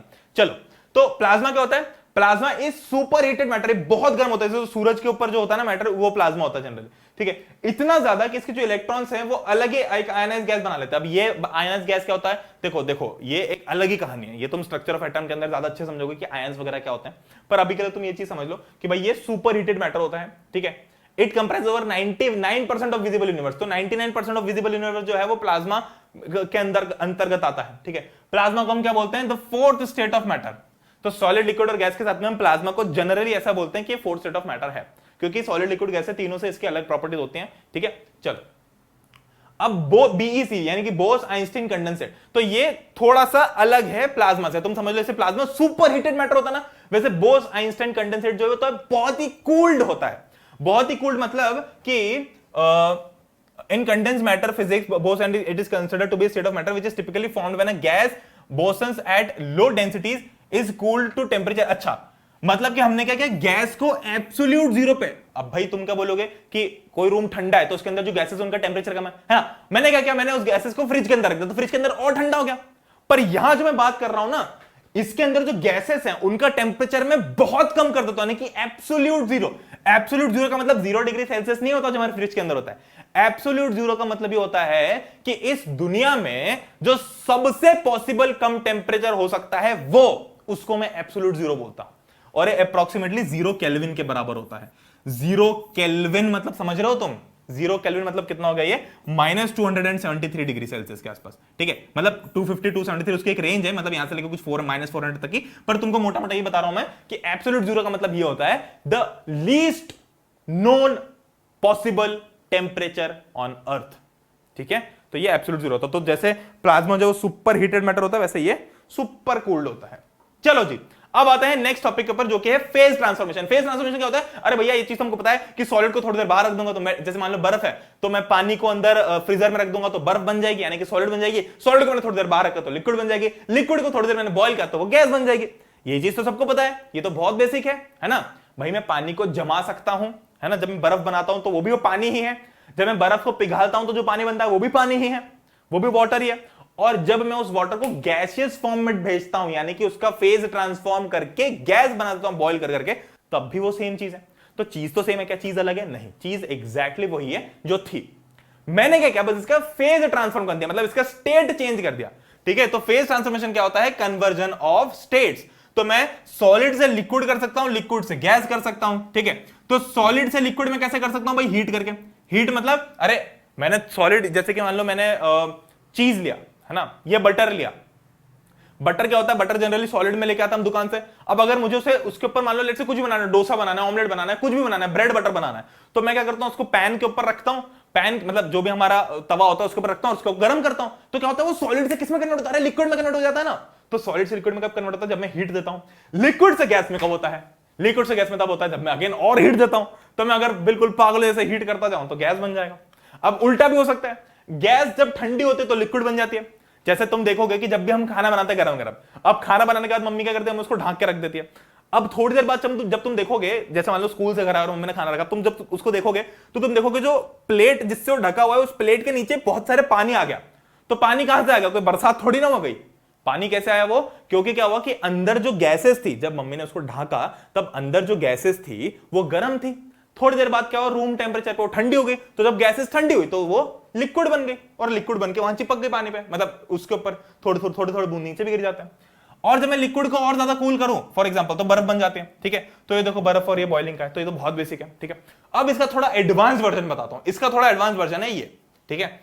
अब हम भाई हमने सारी प्रोसेस को नाम दे रखा है कि सॉलिड से लिक्विड में जाने को हम ये बोलेंगे, ठीक है। लिक्विड से गैस में जाने को हम ये बोलेंगे, गैस से लिक्विड में आने को हम ये बोलेंगे। तो ये हमने नाम दे रखा है कि भाई सॉलिड से लिक्विड की प्रोसेस को क्या बोलेंगे, लिक्विड से गैस की प्रोसेस को बोलेंगे। तो वो नाम को मैंने एक बहुत अच्छे से यहां पर फॉर्म कर रखा है कि सॉलिड से लिक्विड जब हम करते हैं तो हम उसको फ्यूजन बोलते हैं, यानी कि the process of conversion of solid into liquid, ठीक है, इज कॉल्ड फ्यूजन। जब मैं लिक्विड से सॉलिड करता हूं तो मैं उसको क्या बोलता हूं, सॉलिडिफिकेशन, है ना, सॉलिडिफाई करना, सॉलिडिफिकेशन। जब मैं लिक्विड से गैस में कन्वर्ट करता हूं तो मैं उसको क्या बोलता हूं, वेपराइजेशन, यानी कि वेपर्स में कन्वर्ट हो रहा है। जब मैं पानी को बॉईल करता हूं तो वेपर्स में कन्वर्ट होता है, तो उसको मैंने क्या बोल दिया, वेपराइजेशन बोल दिया। और जब मैं पानी किसी भी गैस को ठंडा करता हूं तो मैं उसको क्या बोलता हूं, कंडेंसेशन, यानी गैस से लिक्विड करता हूं तो कंडेंसेशन बोलता हूं। अब देखो भैया सॉलिड लिक्विड गैस तो हमको पता था, solid liquid gas, gas liquid solid. अब भैया ये सॉलिड और गैस डायरेक्टली कैसे एक्सचेंज हो गया? क्या ऐसा भी हो सकता है कि सॉलिड डायरेक्टली गैस बन जाए बिना लिक्विड बने? क्योंकि इसका मतलब तो यही हुआ ना कि लिक्विड का कोई लेना देना नहीं है, सॉलिड लिक्विड बन रहा है, लिक्विड गैस बन रहा है, गैस लिक्विड बन रहा है, लिक्विड सॉलिड बन रहा है। ये कहानी हमको समझ में आई। ये बीच में कहां से आ गया कि सॉलिड डायरेक्टली गैस बन रहा है, गैस डायरेक्टली सॉलिड बन रहा है? क्या ऐसा हो सकता है? हाँ भाई होता है ना। अभी इतने दिन गणेश चतुर्थी चल रही थी, तुम में से जितने भी लोगों ने कभी आरती की होगी तो तुमने देखा होगा कि हम उसमें कैम्फर जलाते हैं, कर्पूर जलाते हैं। तो जब हम कर्पूर जलाते हैं तो कर्पूर डायरेक्टली सॉलिड से गैस में नहीं चले जाता। तुमने कभी देखा है कि कर्पूर थोड़ी देर जल के पिघल के पानी बन गया और प्लेट में ढुल गया? नहीं, कर्पूर डायरेक्टली गैस में कन्वर्ट हो जाता है। उसका बहुत थोड़ा सा पोर्शन डेफिनेटली लिक्विड में जाता है जो नहीं हो पाता, पर मैक्सिमम सॉलिड से लिक्विड गैस में चला जाता है डायरेक्टली। तो उस प्रोसेस को हम बोलते हैं सब्लिमेशन। तो जो तुम अभी तक कैम्फर, कर्पूर को इंग्लिश में कैम्फर बोलते हैं, ठीक है, कर्पूर को इंग्लिश में क्या बोलते हैं, CAMPHOR, कैम्फर, ठीक है। अब कैम्फर जो है वो सब्लिमेट हो सकता है, यानी कि डायरेक्टली सॉलिड से गैस में आ सकता है। अब सिमिलरली जैसे वो सॉलिड से गैस में गया, वो गैस से सॉलिड में भी आ सकता है। अगर मैं कर्पूर के जो वेपर्स हैं उनको ठंडा करूंगा तो वो लिक्विड नहीं बनेंगे, वो डायरेक्टली वापस सॉलिडिफाइड कर्पूर बन जाएंगे। तो गैस से लिक्विड में आने, गैस से सॉलिड में आने को मैं बोलता हूं डेपोजिशन, ठीक है। तो ये चीज समझ में आ गई, बहुत ही बढ़िया। अब देखो, अभी हमने देख लिया कि भाई हम लिक्विड से गैस में कैसे आ सकते हैं, हम भाई सॉलिड से लिक्विड कैसे आ सकते हैं, हीट देके, लिक्विड से गैस कैसे आ सकते हैं, हीट देके, गैस से लिक्विड जा सकते हैं कूल करके और अगेन कूल करके। तो हमने अभी देखा कि हीटिंग और कूलिंग की प्रोसेस से हम स्टेट चेंज कर सकते हैं। पर एक और यहां पर तरीका होता है। अभी तक तो हमने बस ये देखा बचपन से लेकर आज तक कि भैया हम तो बस गर्म कर देंगे तो गर्म हो जाएगा, ठंडा कर देंगे तो ठंडा हो जाएगा। पर एक और बहुत ही बढ़िया ट्रिक होती है, ठीक है। क्या ट्रिक है? अगर मुझे फेज ट्रांसफॉर्म करना है तो एक और जो ट्रिक होती है वो होती है gas to liquid using pressure, ठीक है। ये कैसे हो भैया? देखो बहुत सिंपल सी बात है। मैं क्या कर सकता हूं कि गैस को लिक्विड में कन्वर्ट करने के लिए, हाँ ठंडा तो कर ही सकता हूं, पर एक और उपाय है कि मैं प्रेशर इंक्रीज कर सकता हूं। अरे भैया प्रेशर क्यों होता है? अरे प्रेशर कुछ नहीं होता मेरे जान, बहुत सिंपल सी चीज है। जब भी हम कम जगह में ज्यादा चीजें थोपने की कोशिश करते हैं तो प्रेशर बढ़ जाता है ना। जैसे कि मान लो तुम 9th पे हो, तुम्हारे ऊपर घर चलाने का भी अगर मैं लोड दे दूं, तुम्हारे ऊपर मैं कमाने का भी लोड दे दूं, तुम्हारे ऊपर मैं शादी का भी लोड दे दूं, मतलब शादी का तो नहीं, मतलब हर चीज का लोड दे दूं तुम्हारे ऊपर, तो क्या होगा कि तुम चूंकि हो तो उतने बड़े, 9th क्लास में, 10th क्लास में, जिस भी क्लास में हो तो बच्चे ही, मतलब बच्चे, तुमको नहीं लगता कि तुम बच्चे हो, पर ऐसे जैसे हमारी जनरेशन को हम लगता है कि हम बच्चे, हमको तो ऐसा लगता है कि हम सबसे बड़े हैं, पर हमारे वहां के हिसाब से तुम बच्चे ही। और वैसे भी देखो तुम है 14, 15, 16 साल के ही, है ना। तो तुम्हारे ऊपर मैं अगर 30, 40 साल वाले प्रेशर डाल दूं तो तुम्हें ज्यादा प्रेशराइज फील होगा ना। तो जब मैं एक कम जगह के अंदर ज्यादा प्रेशर डाल देता हूं या ज्यादा चीजें थोपने की कोशिश करता हूं, उस केस में क्या होता है, उस केस में मेरा प्रेशर इंक्रीज हो जाता है। तो अब देखते हैं कि ये चीज होती कैसे। देखो बहुत सिंपल सी चीज है। मैंने तुम लोगों को बताया कि तुम्हें बेसिक डिफरेंस पता है सॉलिड लिक्विड गैस के बीच में। गैस के अंदर जो पार्टिकल्स होते हैं बहुत दूर दूर होते हैं, लिक्विड के अंदर थोड़े कम दूर और सॉलिड के अंदर बहुत ही चिपके होते हैं। तो अगर मैं किसी तरह से वो जो गैस के बहुत दूर दूर पार्टिकल्स थे उनको बहुत ही चिपका दूं और ऐसे चिपका दूं कि मतलब थोड़ा पास पास ले आऊं और ऐसे ले आऊं कि फिर वो उस जगह को छोड़े ना, तो वो लिक्विड बन जाएंगे ना। भाई बेसिक डिफरेंस क्या सॉलिड लिक्विड गैस है? तो भाई जैसे पानी है तो पानी तो सॉलिड में भी वही प्रॉपर्टी शो करता है, लिक्विड में भी वही करता है, गैस में भी वही करता है। तो पानी तो वही है। सिमिलरली कोई भी और मैं चीज लूं तो है तो वही, उसका स्टेट अलग है बस। तो उसकी स्टेट को अगर मुझे लिक्विड से, मैं सिर्फ ये वाला जो कहानी है सिर्फ गैस से लिक्विड के लिए बात कर रहा हूं, मैं हर जगह ये कर नहीं सकता, हर जगह होता बेसिकली यही है। पर एक और तरीका है गैस से लिक्विड में करने का, वो ये है कि प्रेशर इंक्रीज कर दो। प्रेशर इंक्रीज करके मैं क्या करूंगा कि जो पार्टिकल्स उनको बहुत ही पास पास ले आऊंगा। जैसा मैंने तुम्हें सिरिंज वाला एग्जांपल बताया था, इस सिरिंज वाले एग्जांपल के अंदर जब मैं पार्टिकल्स को बहुत पास पास लाऊंगा तो क्या होगा कि इनका प्रेशर बहुत इंक्रीज हो जाएगा, ठीक है। प्रेशर बहुत इंक्रीज हो जाएगा तो क्या होगा कि जो पार्टिकल्स है गैस के, ये पहले जो बहुत दूर दूर थे, ऐसे ऐसे ऐसे ऐसे, और भी बहुत पास पास आ गए ना, और जब मैं इन पे इतना प्रेशर अप्लाई कर दूंगा कि जो पार्टिकल्स वो इतने पास पास आ जाए जितने कि लिक्विड में होते हैं, तो फिर वो कन्वर्ट हो जाएंगे। ठीक है, जैसे कि अब देखो, जैसे कि मैंने क्या किया, बेसिक समझ गया, सॉलिड के अंदर पास पास है, लिक्विड में दूर दूर है, गैस के अंदर और दूर है। अगर मैं इस गैस को स्क्वीज कर दूं और इतने पास पास ले पार्टिकल जितने लिक्विड में है, तो मेरा काम हो जाएगा ना। तो बस ज्यादा डिटेल में हम नहीं पढ़ेंगे, डेफिनेटली इसकी बहुत सारी चीजें होती है जो तुम आगे चल के देखोगे, बट अभी के लिए बस इतना ध्यान रखो। अब जैसे कि ये, तो मैंने कहा कि एक पिस्टन नाम की एक चीज होती है। पिस्टन क्या होता है, जैसे कि इसके अंदर ये होता है ना, हम जिससे पुश करते हैं अंदर, वैसे ये पिस्टन होता है। तो पिस्टन के अंदर क्या है, ये बिल्कुल ऐसा कवर्ड होता है। ठीक है, तो जब मैंने पिस्टन को यहां रखा तो क्या हो रहा है कि जो अब यहां पर जो पार्टिकल्स है गैस के, वो थोड़े थोड़े पास पास आ गए। जब मैंने इस पिस्टन को और दबाया तो तुम देखो कि पार्टिकल्स और ज्यादा पास पास आ गए। जब मैंने इसको और प्रेस किया तो तुम देखो ध्यान से कि जो पार्टिकल्स इतने दूर दूर था बिल्कुल से चिपक चिपक के पास में आ गए। तो ऐसे करके मैं गैस से लिक्विड में कन्वर्ट कर सकता हूं। ठीक है, अब बिल्कुल एग्जैक्ट टर्म्स तुम्हें ज्यादा इसमें है नहीं, मतलब अपनी 9th क्लास में तुम आगे जाओगे तो अच्छा समझ पाओगे, पर हाँ तुम ये समझ सकते हो। ठीक है, तो भाई फेज ट्रांसफॉर्मेशन की भी कुछ चीजें हम देख लेते हैं, है ना। अभी तक हम भाई जैसे हमने क्लासिफिकेशन ऑफ पार्टिकल्स देखा, तो क्लासिफिकेशन ऑफ पार्टिकल्स भी देखा, तो वैसे ही फेज ट्रांसफॉर्मेशन की भी कुछ कुछ चर्चा कर लेते हैं। सबसे पहली चीज कि भाई पार्टिकल, जैसे हम टेंपरेचर इंक्रीज करते हैं काइनेटिक एनर्जी बढ़ती जाती है। हम यहां पर ये देखने की कोशिश कर रहे हैं कि फेज चेंज होता कैसे है। भाई क्यों ऐसा होता है कि मैं टेंपरेचर बढ़ा दूं तो जो सॉलिड है वो लिक्विड बन जाएगा, क्यों ऐसा होता है कि जो मैं लिक्विड का टेंपरेचर बढ़ा दूं तो गैस बन जाएगा। तो ये टेंपरेचर कम ज्यादा करने पे ये चीज कैसे चेंज हो रही है कि भाई इसका फेज ही चेंज हो जाए, उसका कारण क्या है वो भी हम देख लेते हैं। ठीक है, जैसे मैं टेंपरेचर बढ़ा दूं तो काइनेटिक एनर्जी बढ़ जाती है पार्टिकल्स की। अब क्या हुआ कि जैसे काइनेटिक एनर्जी बढ़ गई तो क्या हुआ, मैंने तुमको अभी बताया कि जो पार्टिकल्स पहले ऐसे ऐसे वाइब्रेट हो रहे थे, अब वो थोड़े से जोर जोर से वाइब्रेट होने लग जाएंगे। क्यों, क्योंकि उनकी वेलोसिटी बढ़ गई, स्पीड बढ़ गई। अरे टेंपरेचर बढ़ा दो तो काइनेटिक एनर्जी बढ़ गई ना, मतलब क्यों फटाफट, पहले अगर धीरे धीरे वाइब्रेट हो रहे थे तो अब ऐसे ऐसे वाइब्रेट होंगे, है ना। तो क्या हुआ कि इनकी जो वाइब्रेशन की स्पीड है बहुत ज्यादा हो गई। अब क्या हुआ कि इतनी तेजी से वाइब्रेट हो रहे हैं, इतनी तेजी से वाइब्रेट हो रहे हैं कि जो पार्टिकल्स के बीच का जो फोर्स ऑफ अट्रैक्शन है वो ये एनर्जी ओवर पार कर लेती है। ठीक है, मतलब ये जो हीट ने एनर्जी सप्लाई की, हीट ने क्या किया, हीट ने पार्टिकल्स को वाइब्रेशन तेजी से किया। अब क्या हुआ, एक पॉइंट पर उनका वाइब्रेशन इतनी तेजी से हुआ कि वो जो हीट है उसने उनके फोर्स ऑफ अट्रैक्शन को ओवर पावर कर दिया, है ना। पहले क्या हो रहा था कि भाई फोर्स ऑफ अट्रैक्शन ज्यादा है और अगर मान लो हीट नहीं कर रहा हूं तो हीट बहुत ही कम है, तो ऑब्वियस बात है कि फोर्स ऑफ अट्रैक्शन ज्यादा है ना। अब मैंने क्या कि मैंने हीट बहुत ज्यादा कर दी तो उससे वाइब्रेशन ऑफ पार्टिकल्स भी बढ़ गया। तो इस हीट के कारण क्या हुआ कि जो फोर्स ऑफ अट्रैक्शन है वो कम ही रह गया। तो जब ये चीज बढ़ गई तो ये ओवर पावर कर लेगा ना इसको। अगर इन दोनों के बीच में जंग छेड़ दी मैंने तो जंग कौन जीतेगा, जो ज्यादा पावरफुल होगा। तो यहां पर जो हीट है उसने इसको ओवर पावर कर लिया क्योंकि ज्यादा पावरफुल था। तो अब क्या होगा कि जो फोर्स ऑफ अट्रैक्शन है ये टूट गया। ठीक है, अब जो पार्टिकल्स हैं उन्होंने अपनी पोजीशन, जो फिक्स्ड पोजीशन थी किसी भी सॉलिड के अंदर, वो छोड़ दी और अब थोड़े फ्रीली मूव होने लग गए। ठीक है, अब क्या होगा कि एक स्टेज ऐसी आएगी जहां पर सॉलिड इवेंचुअली मेल्ट होकर लिक्विड बन जाएगा। ठीक है, सॉलिड इवेंचुअली मेल्ट होकर लिक्विड बन जाएगा। ठीक है, तो तुम समझो इस बात को, ये सबके लिए अलग होता है, हर सॉलिड के लिए अलग होता है। अब जैसे आइस है तो आइस रूम टेम्परेचर पे मेल्ट होकर वाटर बन जाती है, पर क्या कॉपर हो रहा है, ये देखो कॉपर की बोतल मेरे सामने, क्या तुम देख रहे हो कि मेल्ट हो रही, नहीं हो रही है, क्योंकि ये दोनों अलग अलग हैं। तो अलग अलग टाइप के एलिमेंट्स के लिए, अलग अलग टाइप के सॉलिड्स के लिए ये चीज अलग होती है। ठीक है, तो कोई चीज मेल्ट रूम टेम्परेचर पे हो जाती है, किसी को ज्यादा टेम्परेचर चाहिए होता है, गोल्ड है तो उसको बहुत ज्यादा टेम्परेचर चाहिए होता है। ठीक है, और कोई चीज ऐसी भी होती है जो रूम टेम्परेचर पे लिक्विड होती है ना।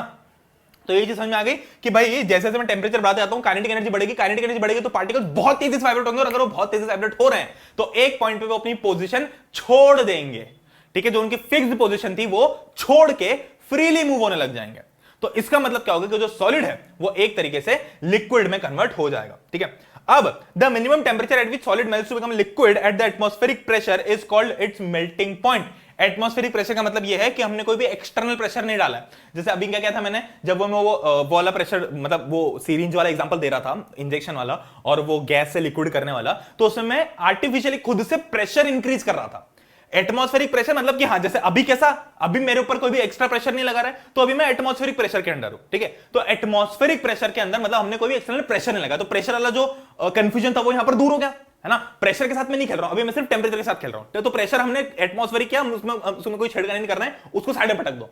अब टेंपरेचर की बात करते हैं, तो वो टेंपरेचर जिस पे हमारा सॉलिड मेल्ट होना स्टार्ट हो जाएगा उसको मैं बोलूंगा मेल्टिंग पॉइंट। ठीक है, the minimum temperature, minimum temperature का मतलब क्या हुआ, जैसे कि देखो जैसे रूम टेंपरेचर हो गया, लेट्स से जैसे 0 डिग्री सेल्सियस है, तो जैसे ही मैं let's say for example 0 degree Celsius पे किसी भी सॉलिड को रखूंगा, सॉलिड एज इन कि मैं आइस को रखूंगा, तो 0 डिग्री सेल्सियस में जैसे ही थोड़ा सा बाहर लाऊंगा उसको, टेंपरेचर उसका मेंटेन नहीं रह पाएगा, तो क्या होगा, वो मेल्ट होना स्टार्ट हो जाएगा। ठीक है, तो ये मिनिमम टेंपरेचर, अगर मैं -1 डिग्री पे रखूंगा तब वो मेल्ट नहीं होगा। 0 डिग्री बहुत मिनिमम टेंपरेचर जहां पर ये मेल्ट होना चालू हो जाएगा। क्यों भाई? ऑब्वियस बात है, मिनिमम का मतलब क्या है कि हाँ, अगर मैं उस आइस के टुकड़े को किसी खौलती हुई कोयले के ऊपर रख दूं जिसका टेम्परेचर 100 डिग्री सेल्सियस है, तो वहां पर तो वो मेल्ट हो ही जाएगा, है ना? वहां पर तो मेल्ट हो ही जाएगा। 90 डिग्री पे भी हो जाएगा, 60 डिग्री पे भी हो जाएगा, 50 डिग्री पे हो जाएगा, 10 डिग्री पे भी हो जाएगा, 5 डिग्री पे हो जाएगा, पर मुझे मिनिमम टेम्परेचर चाहिए। देखो, हो तो वो 100 डिग्री पे भी मेल्ट रहा है ना भाई, 50 डिग्री पे भी मेल्ट हो जाएगा सॉलिड लिक्विड में, है ना? सॉलिड जो होगा 50, मतलब जो आइस है वो 50 डिग्री पे भी लिक्विड में, वाटर में कन्वर्ट हो जाएगी, है ना? पर क्या मैं इसको मेल्टिंग पॉइंट बोलूंगा? नहीं, मेल्टिंग पॉइंट होता है वो मिनिमम टेम्परेचर जहां से वो मेल्ट होना स्टार्ट हो गया हो, तो 0 डिग्री पे मेल्ट होना स्टार्ट हो जाता है, ठीक है? फिर भले तुम 200 पे रखो, 500 पे रखो, उस पे तो मेल्ट होना ही होना है, पर यह है कि मिनिमम 0 तो चाहिए, -1 पे नहीं होगा मेल्ट, ठीक है? चलो, तो अब देखो मेल्टिंग पॉइंट एक और चीज बताता है। मेल्टिंग पॉइंट से हमको जो पार्टिकल्स के बीच में अट्रैक्शन है, उसके बीच में ताकत कितनी है उसका भी अंदाजा देता है। कैसे अंदाजा देता है? क्योंकि जैसा मैंने देखा कि मेल्टिंग क्यों हो रही है? क्योंकि हमने टेम्परेचर इंक्रीज कर दिया। जिस टेम्परेचर पे कोई ऑब्जेक्ट पहले था उससे हमने टेम्परेचर बढ़ा दिया। अगर मैंने टेम्परेचर बढ़ाया तो काइनेटिक एनर्जी बढ़ गई, अगर काइनेटिक एनर्जी बढ़ी तो वाइब्रेशन बढ़ गई, और वाइब्रेशन के कारण वो टूट गए। पर वहीं पे अगर कोई सॉलिड ऐसा है जिसका मेल्टिंग पॉइंट ज्यादा है, तो उसके जो पार्टिकल्स है वो ज्यादा स्ट्रेंथ के साथ में चिपके होने एक दूसरे से। अरे भाई, मैं एक आइस लूं और ये बॉटल लूं, तो तुम खुद बताओ कि उस आइस के अंदर से, उस बर्फ के अंदर से और इस बॉटल के अंदर से ज्यादा स्ट्रेंथ किसके पार्टिकल्स में है? मतलब ज्यादा फोर्स ऑफ अट्रैक्शन किसके पार्टिकल्स में? ऑब्वियसली बॉटल के इसमें है ना, क्योंकि वो तो मेल्ट हो जाएगा। वो मेल्ट हो रहा है, इसका मतलब क्या है कि उनके बीच का जो फोर्स ऑफ अट्रैक्शन था वही कम था, जिसके कारण जो हीट थी यहां पर, मतलब जो ये टेम्परेचर था 0 डिग्री या जो भी 20-30 डिग्री सेल्सियस टेम्परेचर था, उसने इजीली उसके जो फोर्स ऑफ अट्रैक्शन उसको ओवर पावर कर दिया और उन्होंने अपनी जगह छोड़ दी, जैसे मैंने अभी इसके पहले वाली स्लाइड में बताया, है ना? पर इसके केस में क्या हो रहा है? नहीं, इसके केस में ऐसा नहीं हो रहा ना। इसके केस में क्या हो रहा है कि ये तो वैसा का वैसा ही है, मतलब जो अभी टेम्परेचर है, ये अभी जो हीट है, वो इसके फोर्स ऑफ अट्रैक्शन की ताकत को ओवर पावर नहीं कर पा रही है, इसलिए ज्यादा फोर्स से अट्रैक्टेड है, ठीक है? तो इसलिए मेल्टिंग पॉइंट हमको एक इंडिकेशन यानी कि एक अंदाजा देता है कि फोर्स ऑफ अट्रैक्शन कैसा है किसी भी पार्टिकल, मतलब स्ट्रेंथ कितनी है फोर्स ऑफ अट्रैक्शन की किसी भी मैटर के अंदर, ठीक है? चलो, अब नेक्स्ट चीज है व्हाट इज मेल्टिंग पॉइंट। तो मेल्टिंग पॉइंट मैंने तुमको बता ही दिया है कि the temperature at which a substance will melt is called melting point, ठीक है? तो जब भी मैं सॉलिड से लिक्विड की चर्चा करता हूं तो मैं मेल्टिंग पॉइंट की चर्चा करता हूं, ठीक है?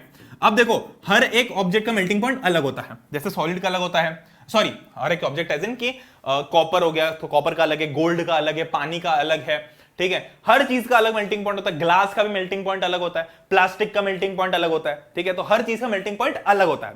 जिसका मेल्टिंग पॉइंट ज्यादा होगा, जिसका मेल्टिंग पॉइंट ज्यादा होगा, उसका जो फोर्स ऑफ अट्रैक्शन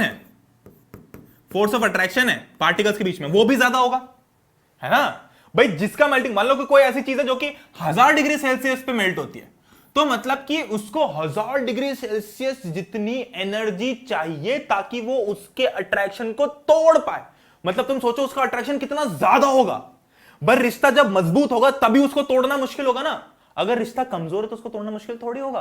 तो यहां पर अगर इस रिश्ते को तोड़ना बहुत ही मुश्किल है तो मतलब रिश्ता कितना मजबूत होगा, है ना? यानी कि उसका फोर्स ऑफ अट्रैक्शन कितना ज्यादा होगा, ठीक है?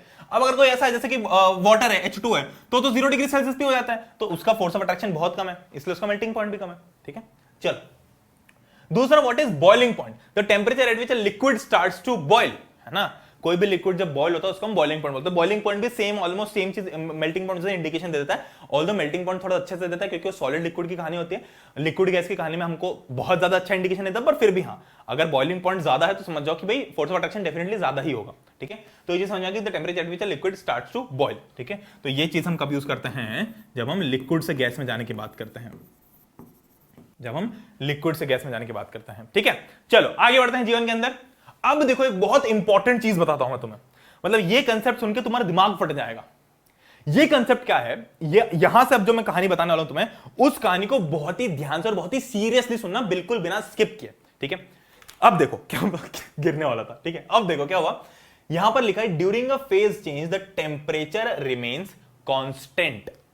मतलब इसका कहने का क्या है कि मैं टेम्परेचर, जैसे मैं हीट दे रहा हूं, मैं टेम्परेचर नहीं दे रहा हूं, टेम्परेचर तो मुझे दिख रहा है थर्मोमीटर के ऊपर। मैं क्या दे सकता हूं? मैं गैस की फ्लेम बढ़ा सकता हूं। क्या मैं टेम्परेचर दे सकता हूं कि आजा टेम्परेचर में तुझे डाल दूं इसमें? नहीं, मैं क्या कर रहा हूं, मैं तो बेसिकली जो हमें अभी तक लगता था ना कि मैं हीट बढ़ा रहा हूं तो टेम्परेचर बढ़ रहा है, वो मैं टेम्परेचर नहीं बढ़ा रहा हूं, मैं सिर्फ हीट बढ़ा सकता हूं। टेम्परेचर तो एक बाय प्रोडक्ट है, ठीक है? तो मेरे हाथ में क्या है? मेरे हाथ में सिर्फ हीट कम ज्यादा करना है। टेम्परेचर कम ज्यादा हो रहा है कि नहीं हो रहा है वो उस चीज पर डिपेंड करता है, ठीक है? जनरली हम ऐसा देखते हैं कि टेम्परेचर बढ़ता है तो हम ऐसा मान लेते हैं कि हीट बढ़ी तो टेम्परेचर बढ़ा, पर असलियत में ऐसा नहीं होता है सब जगह, ठीक है। मैक्सिमम जगह ऐसे होता है पर सब जगह ऐसा नहीं होता है। तो कहने का मतलब क्या है कि मैं हीट तो देते जा रहा हूं, जैसे कि मान लो मैंने, चलो बताऊंगा, ठीक है, बताऊंगा वो चीज आगे चल के। तो क्या हुआ बेसिकली कि टेम्परेचर, इसका मतलब क्या है कि जब भी फेज चेंज होता है, यानी कि सॉलिड से लिक्विड में जा रही है कोई चीज या लिक्विड से गैस में जा रही है, तो इस फेज चेंज के दौरान, मतलब देखो लिक्विड पूरा टाइम लिक्विड है, पर सिर्फ जैसे मान लो पानी की बात करूं तो वाटर जो है वो 99 डिग्री सेल्सियस तक भी काफी हद तक लिक्विड में होता है, पर 100 हिट होते से ही वो क्या होने लग गया, 100 हिट होते से बॉयल होने लग गया, ठीक है। तो जब भी फेज चेंज कब हो, 100 डिग्री सेल्सियस पे, है ना। फेज चेंज मतलब क्यों, ट्रांसफॉर्म कब होना चालू हुआ, ठीक है। तो जिस भी टेम्परेचर पे ट्रांसफॉर्म होना चालू होता है या जिस भी स्टेट पे जब भी कोई फेज चेंज होता है, जैसे सॉलिड से लिक्विड जा रहा है, तो जब ये ट्रांजिशन चालू हो गया, मतलब जब ये बदलाव होना चालू हो गया, उस पॉइंट पे टेम्परेचर कांस्टेंट हो जाता है। मतलब उस पॉइंट पे मैं कितनी ही हीट दूं टेम्परेचर नहीं बढ़ेगा, ठीक है। तो जब 100 डिग्री सेल्सियस का मैंने टेम्परेचर, जैसे मैंने हीट बढ़ाता हूं, हीट बढ़ता तो एक टाइम पे क्या होगा कि हीट जो 100 डिग्री सेल्सियस टेम्परेचर देने लग गई, है ना। अब जैसे ही वो लिक्विड गैस में बन रहा है, उस पॉइंट पे वो टेम्परेचर 101, 102, 103 नहीं जा रहा होगा। अभी तक भले ही वो बढ़ते जा रहा हो अच्छे से अच्छे से अच्छे से अच्छे से, पर जब फेज चेंज होना स्टार्ट होगा ना, तब टेम्परेचर इंक्रीज नहीं होगा, ठीक है। तब वो जो हीट है वो गायब हो जाएगी।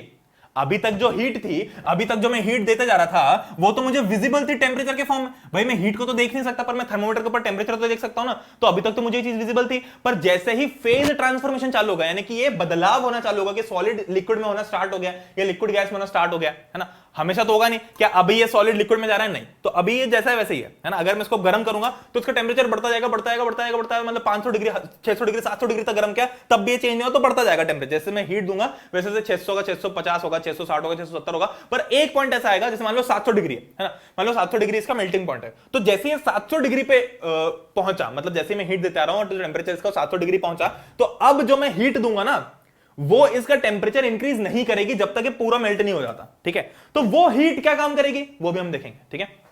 चलो, when a solid melts its temperature remains same. जब भी कोई सॉलिड मेल्ट होता है उसका टेम्परेचर सेम होता है। तो अगर तुम्हें ऐसा लग रहा हो ना कि तुम किसी भी पैन के अंदर मतलब किसी भी लेट्स से बटर ले लिया, तुमने बटर को उसके अंदर डाल दिया, ठीक है, बटर को ऐसे तुमने तवे पे रख दिया और गर्म कर रहे हो तवे पे, तो तुम्हें अगर ऐसा लग रहा है ना कि भाई वो बटर का टेम्परेचर बढ़ रहा है, तो वो नहीं बढ़ रहा है। जब वो मेल्ट हो रहा है ना, उस टाइम पे अगर तुम उसमें थर्मोमीटर लगा के देखो तो उसका टेम्परेचर सेम दिखेगा। मतलब बटर से जो सॉलिड से लिक्विड तक जा रहा है वो उसका टेम्परेचर तुम्हें सेम दिखेगा, बढ़ता हुआ नहीं दिखेगा। उसके पहले भले ही बढ़ता हुआ दिख सकता है, पर जैसे ही उसने वो बदलाव चालू किया, जैसे ही सॉलिड से लिक्विड में जाना चालू किया, वहां पर उसका टेम्परेचर कांस्टेंट हो जाता है, ठीक है, उस बदलाव तक, है ना। जब वो लिक्विड बन जाएगा तो उसके बाद तो वापस टेम्परेचर बढ़ेगा बढ़ेगा बढ़ेगा, फिर एक पॉइंट पे जब वो लिक्विड गैस में कन्वर्ट हो रहा होगा तो वापस से जब तक पूरा कन्वर्ट नहीं होता तब तक टेम्परेचर कांस्टेंट हो जाएगा, ठीक है। चलो, तो अभी कहने, अब मेरा कंसर्न, चलो मान लिया भैया ये बात आपकी मान ली, पर मेरा जो कंसर्न है या मेरी जो दुविधा है वो बस इतनी सी है, वो बस इतनी सी है कि अगर टेम्परेचर सेम है तो जो मैं हीट दे रहा हूं ये हीट एनर्जी जा कहां रही है। अरे अभी तक जो मैं गैस पे हीट एनर्जी दे रहा था वो तो मुझे टेम्परेचर के रूप में दिख रही थी, है ना, वो तो मुझे टेम्परेचर के रूप में दिख रही थी अगर मैं थर्मोमीटर लगा के देखूं तो। पर जब ये मेल्ट होना है, स्टेट चेंज होना चालू है, जैसे सॉलिड मेल्ट हो गया या फिर लिक्विड बॉयल हो गया, तो उस टाइम पे तो टेम्परेचर इंक्रीज हो ही नहीं रहा है ना। तो ये हीट एनर्जी कहां जा रही है फिर? भाई गायब तो हो नहीं सकती, energy can neither be created nor be destroyed, तो एनर्जी खत्म तो हो नहीं सकती, तो कुछ ना कुछ काम तो कर रही होगी एनर्जी। तो पर टेम्परेचर नहीं बढ़ा रही, बस इतना मुझे पता है कि टेम्परेचर बढ़ाने को तो काम नहीं कर रही, पर कुछ और काम कर रही है। वो क्या काम कर रही है वो हम देखते हैं आगे चल के, ठीक है। चलो, तो व्हाट इज लेटेंट हीट, ठीक है। अब लेटेंट हीट का कंसेप्ट यहां से स्टार्ट होता है। बहुत ही सिंपल, बहुत ही फुद्दू सा कंसेप्ट है। तुम्हें जितना बड़ा चढ़ा के और डरा धमका के बताया होगा उतना बिल्कुल भी नहीं है, बहुत ही क्यूट और फुद्दू सा कंसेप्ट है लेटेंट हीट। लेटेंट वर्ड का मतलब क्या है पहले बता दो। लेटेंट वर्ड का मतलब होता है हिडन।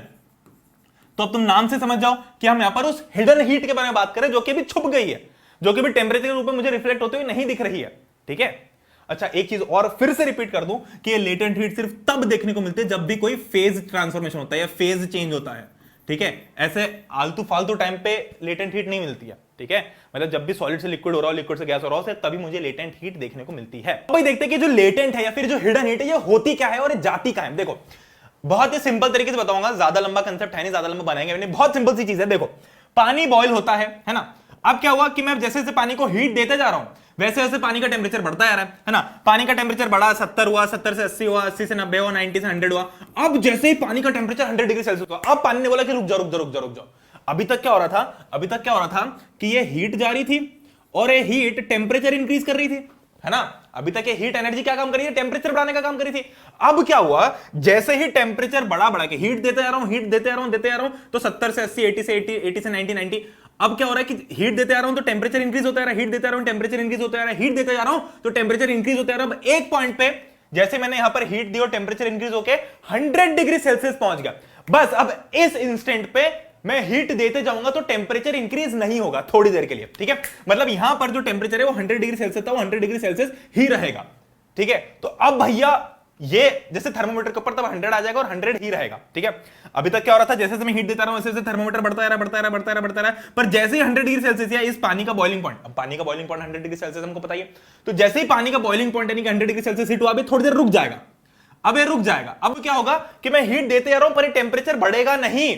तो भैया वो हीट एनर्जी गई कहां, ये टेम्परेचर क्यों नहीं बढ़ रहा है? ये टेम्परेचर इसलिए नहीं बढ़ रहा है मेरी जान, क्योंकि अब जो हीट एनर्जी हम दे रहे हैं वो टेम्परेचर बढ़ाने का काम नहीं कर रही है ना। अभी तक हीट एनर्जी क्या काम कर रही थी, टेम्परेचर का भार संभाल रही थी कि टेम्परेचर इंक्रीज करेगी। अब हीट ने देखा कि भाई टेम्परेचर 100 पहुंच गया, हाँ पहुंच गया, तो हीट ने बोला सबको कि सारे हीट वाले भाइयों मेरे साथ आओ, अब हम टेम्परेचर नहीं बढ़ाते, टेम्परेचर तू यहीं रह, ठीक है। तो टेम्परेचर ने बोला ठीक है भाई मैं यहीं हूं। तो हीट ने बोला तू यहीं रुक, 100 पे रह, हम लोग अपनी पूरी टीम लेके जाते हैं और अब इसके जो इंटरमॉलिक्यूलर फोर्सेस ऑफ अट्रैक्शन है वो तोड़ के आते हैं, तब तक तू यहीं रुकना। हाँ, तो टेम्परेचर ने बोला ठीक है मैं यहीं रुकूंगा।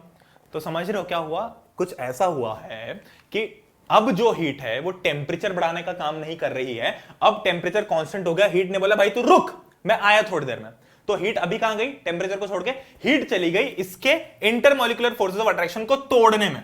मतलब अब जो हीट एनर्जी, अब ये जो मैं एनर्जी दे रहा हूं, जो ताकत दे रहा हूं, वो ताकत कहां यूज हो रही है, वो ताकत टेम्परेचर बढ़ाने में यूज नहीं हो रही है, अब वो ताकत हो रही है इसके इंटरमॉलिक्यूलर फोर्स ऑफ अट्रैक्शन तोड़ने में, ठीक है। क्योंकि ऑब्वियस सी बात है, अगर मुझे किन्हीं दो लोगों के बीच में रिश्ता तोड़ना है तो मुझे ताकत तो लगानी पड़ेगी।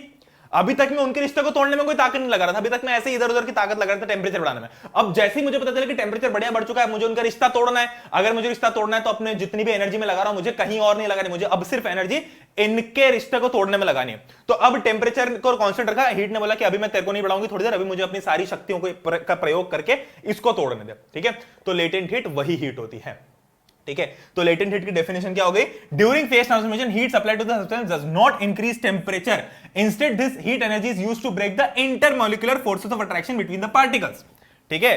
That's why the temperature of substance does not change. ये जो कहानी मैंने अभी तक तुम्हें इतनी आसान और हिंदी भाषा में बताई है, क्या तुम बताओ कमेंट चैट के अंदर बताओ, क्या तुम्हें सिर्फ इतना रीड करके चीजें इतनी क्लियरली समझ में आ पाते, नहीं आ पाते? क्योंकि भाई तुम्हारे भाई है ना, ठीक है, हम सब कर लेंगे, ठीक है, हम मिलकर सब कर लेंगे, तुम चिंता मत करो इस चीज की, ठीक है। चलो जी, ये चीज समझ में आ गई।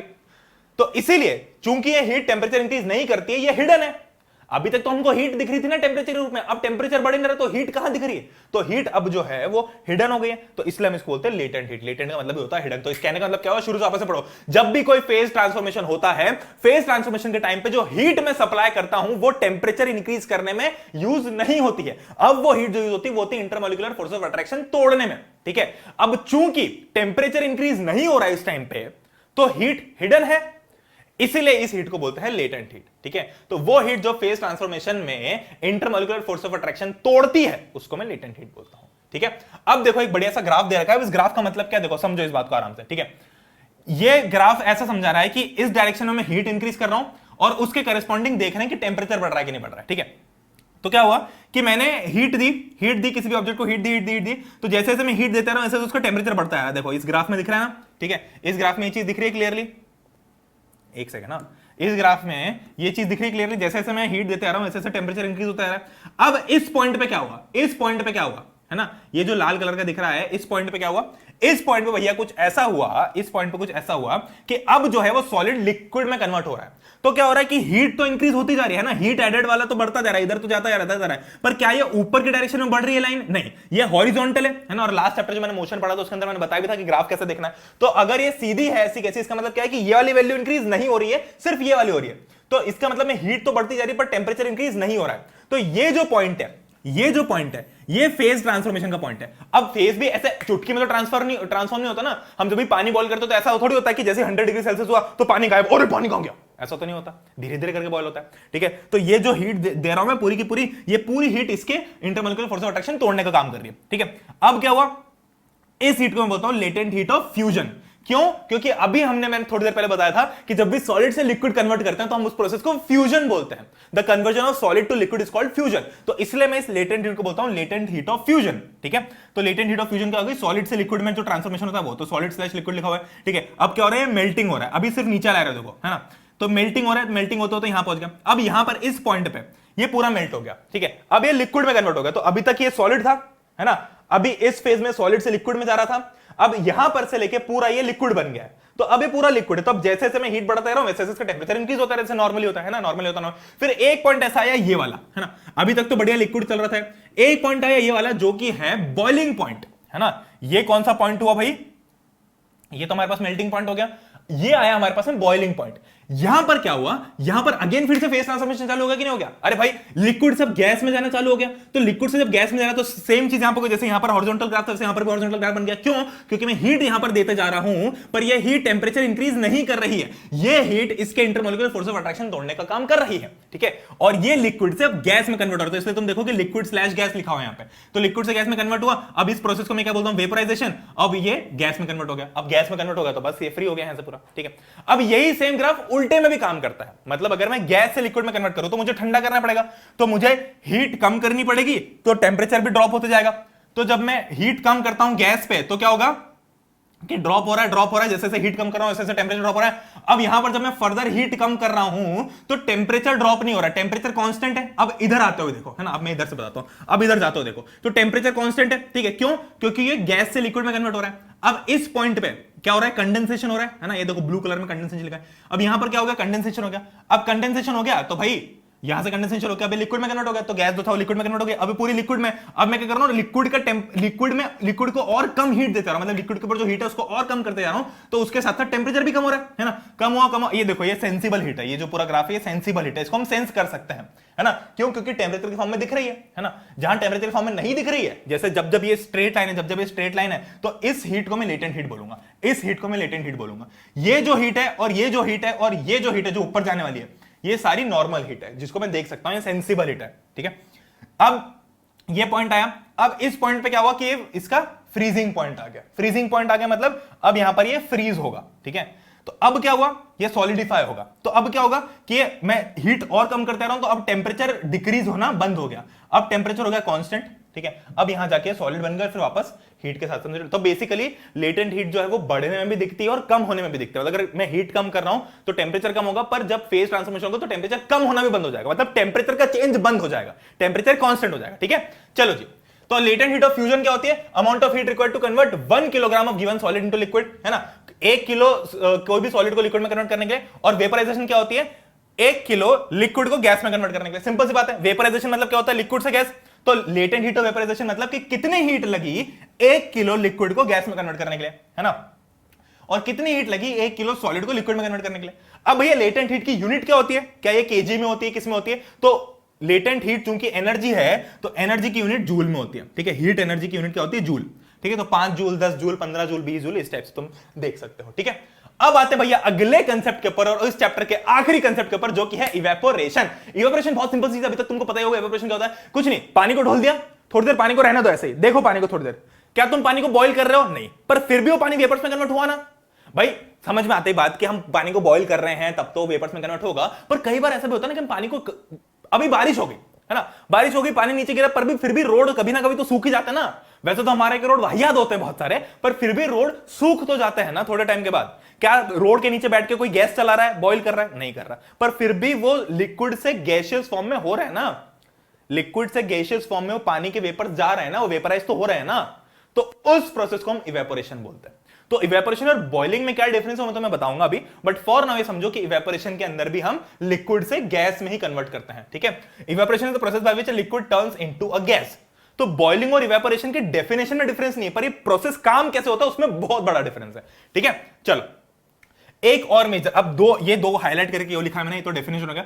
इस चीज को भैया बिल्कुल हाईलाइट करके चार्ट लो, ठीक है, इट कॉजेज कूलिंग। अब तुम बोलोगे कि भैया ये तो कोई बात ही नहीं होती। मतलब हमको ये चीज पता है कि अगर मुझे लिक्विड से गैस में कन्वर्ट करना है किसी भी चीज को, है ना, किसी भी चीज को अगर मुझे लिक्विड से गैस में कन्वर्ट करना है तो मुझे हीट तो देनी ही पड़ेगी, गर्म तो करना ही पड़ेगा। तो इट कॉजेज कूलिंग कैसे हुआ, है ना। तो अब इसका कंसेप्ट समझो। मैं नो डाउट मान रहा हूं बात कि जितनी ज्यादा हीट, जितनी ज्यादा टेंपरेचर होगा, जितना ज्यादा हीट होगी या जितनी ज्यादा गर्मी होगी, उतना इजीली इवेपोरेशन हो जाएगा। पर इट कॉजेज कूलिंग का मतलब क्या है? देखो, इट कॉजेज कूलिंग का मतलब क्या है? तो बेसिकली जो मटके घर में यूज करते हैं ना, इवेपोरेशन के कंसेप्ट पे बेस्ड होते हैं। मटके के अंदर पानी क्यों ठंडा हो जाता है? क्या हम मटके को ठंडा करते हैं, फ्रिज में रखते हैं? नहीं, पर फिर भी मटके के अंदर पानी ठंडा क्यों हो जाता है? ठीक है, फिर भी अच्छा, ये तो पूरा रेन का कंसेप्ट है तो मैं तुमको बताऊंगा। तो बेसिकली इवेपोरेशन कॉजेज कूलिंग का मतलब क्या होता है? देखो, मान लो कि मैंने एक बॉटल ली, है ना, एक बॉटल ली और इसके अंदर से थोड़ा सा पानी अपने हाथ पर डाला, बहुत थोड़ा सा। थोड़ी देर बाद क्या होगा कि पानी जो है वो थोड़ी देर में उड़ने लग जाएगा हवा में। पर तुम ये चीज नोटिस करोगे कि तुम्हारा हाथ तो ठंडा हो जाएगा ना। भाई तुम्हारा हाथ तो ठंडा हो गया ना। तो तुम बोलोगे हाँ भैया वो तो पानी ठंडा था। तो नहीं भाई नहीं, पानी ठंडा था इसीलिए तुम्हारा हाथ ठंडा नहीं हुआ। तुम्हारा हाथ पता है ठंडा क्यों हुआ? क्योंकि जो पानी इवेपोरेट हुआ इसने तुम्हारे हाथ को ठंडा कर दिया। भैया इसने कैसे हाथ को ठंडा कर दिया? देखो बहुत सिंपल सी चीज है ना। मेरे मान लो कि ये मेरा हाथ है ना, ऐसा 2.5 किलो का हाथ है। इसके ऊपर थोड़ा सा पानी ढुला हुआ है, इसके ऊपर थोड़ा सा पानी ढुला हुआ है। अब जब ये पानी इवेपोरेट कैसे होगा? ऑब्वियस सी बात है, जब इस पानी के, देखो कोई भी चीज स्टेट चेंज कब करते हैं? सबसे बेसिक स्टेट चेंज की वो क्या होती है, मतलब स्टेट चेंज की कंडीशन क्या होती है कि आपके जो पार्टिकल्स है वो दूर दूर जाए। भाई लिक्विड से गैस में कर रहे हैं तो पार्टिकल्स को दूर दूर हो जाना चाहिए, है ना। तो यहां पर भी अगर लिक्विड से गैस में कर रहे हैं तो पार्टिकल्स दूर दूर हो जाने चाहिए। तो यहां पर अगर पार्टिकल्स को दूर दूर होना है तो पानी को कहीं ना कहीं से एनर्जी तो लेनी पड़ेगी। अब भगवान तो आएंगे नहीं इसको एनर्जी देने एकदम से, है ना। कोई एकदम से प्रकट तो हो नहीं जाएगा कि भाई एनर्जी दे देता हूं। तो ये एनर्जी कहां से लेगा? ये एनर्जी लेगा मेरे हाथ से। तो ये क्या करेगा? मेरे हाथ की हीट को एब्जॉर्ब करेगा। तब तक एब्जॉर्ब करेगा जब तक इसके पार्टिकल्स टूट के इवेपोरेट होना चालू नहीं हो जाते या फेज ट्रांसफॉर्मेशन चालू नहीं कर देते। ठीक है, तो क्या हुआ कि इसने, उस पानी के ड्रॉप ने जो हीट एनर्जी थी वो तो मेरे हाथ से ही खींची, है ना। अब जब हीट एनर्जी उसने मेरे हाथ से खींची तो मेरे हाथ के अंदर जो हीट थी वो कम हो गई। इसका मतलब मुझे ठंडा फील होने लग गया। भाई कभी भी कोई चीज ठंडी या गर्म नहीं होती है, हमेशा कंपैरेटिवली ठंडी या गर्म होती है। मतलब समझो इसका कि अगर हाथ के ऊपर पानी रखो तो वो, मैं हीट अगर छीन रहा हूं तो ऑब्वियस बात है दूसरी चीज तो ठंडी हो जाएगी ना, क्योंकि हीट मान लो उतनी ही है। भाई 10 किलो हीट है तो 10 किलो ही है। तुमसे किसी ने अगर 9 किलो ले ली तो तुम बहुत ठंडे हो जाओगे, तो क्योंकि तुम्हारे पास में सिर्फ 1 किलो बचेगी। तुम्हें कोई और 10 किलो उसकी वाली देके चलेगा तो तुम 20 किलो गर्म हो जाओगे। तो बेसिकली हीट क्या है? एनर्जी, और energy can only be transferred, है ना। हीट को मैं खत्म तो कर नहीं सकता हूं ना क्रिएट कर सकता हूं। तो इसके पास में हीट कैसे है? क्या क्रिएट हो गया है? नहीं, हीट इसने मेरे हाथ से खींच ली। अब जब इसने मेरे हाथ से खींच ली तो मेरे हाथ में तो हीट कम हो गई, और हाथ में हीट कम हो गई तो हाथ ठंडा हो गया। ठीक है, तो ये होता है भाई इवेपोरेशन। अब भाई मटके में पानी कैसे ठंडा होता है? तो मटके में पानी ऐसा ठंडा होता है कि तुमने देखा होगा मटका भरने के बाद में हम क्या करते हैं, मटके को थोड़ा बाहर से गीला कर देते हैं। ये गीला ना भी करे तो भी वो खुद ही गीला हो जाता है क्योंकि उसमें पोर्स होते हैं। तो गीला करने से क्या होता है कि जब हमने मटके को गीला कर दिया चारों तरफ से, या मटका खुद भी अंदर के पानी से जो थोड़ा थोड़ा मतलब पोर्स में बाहर आ जाता है, तो जब मैंने पानी को ठंडा कर दिया, सॉरी इसको गीला कर दिया, ये गीला हो गया इसके पोर्स के कारण, मतलब पानी धीरे धीरे करके बाहर तक आई जाएगा थोड़ा थोड़ा। तो जब ये गीला हो जाता है तो क्या होता है, जब इसका पानी इवेपोरेट होगा, इसके जितनी बाउंड्रीज में जो पानी लगा हुआ है वो जब इवेपोरेट होगा तो वो इवेपोरेट होने पे ऑब्वियसली कूलिंग कॉज करेगा। क्यों कूलिंग कॉज करेगा? क्योंकि इसकी जो बॉर्डर्स में पानी है उसको इवेपोरेट होने के लिए एनर्जी कहां से मिलेगी? हीट एनर्जी चाहिए उसको। तो हीट एनर्जी क्या करेगा? वो खींच लेगा मटके से, मटके के पानी से क्या करेगा? वो हीट खींचेगा, हीट एब्जॉर्ब करेगा और उसी हीट के कारण इवेपोरेट हो जाएगा। तो जब उसने मटके के पानी से हीट खींची तो मटके के पानी के पास हीट कम हो गई, मतलब वो ठंडा हो गया। और इसी सर्कल के हिसाब से हमारी जो पूरी रेन वाली होती है वो सारी चीजें होती है जो तुम्हें पता भी होंगी, वो हम इस हिसाब से देखते हैं। ठीक है, अब आते हैं भाई इवेपोरेशन वर्सेस बॉइलिंग के ऊपर, है ना। अब आते हैं इवेपोरेशन वर्सेस बॉइलिंग के ऊपर। तो इवेपोरेशन और बॉइलिंग के बीच में क्या डिफरेंस है? ठीक है, देखो सिंपल सी चीज है, इवेपोरेशन और बॉइलिंग। सबसे पहली चीज, अब ये जो डिफरेंसेस है याद कर लो। Evaporation takes place only on the surface, मतलब कि जैसे मान लो कि मेरे हाथ में जो पानी था, मान लो कि इतना सारा पानी है, इतना सारा पानी है, इतना सारा पानी है ना, इतना सारा पानी है। तो इवेपोरेशन कभी भी पूरे पानी पे काम नहीं करेगा, इवेपोरेशन सिर्फ सरफेस पे काम करेगा।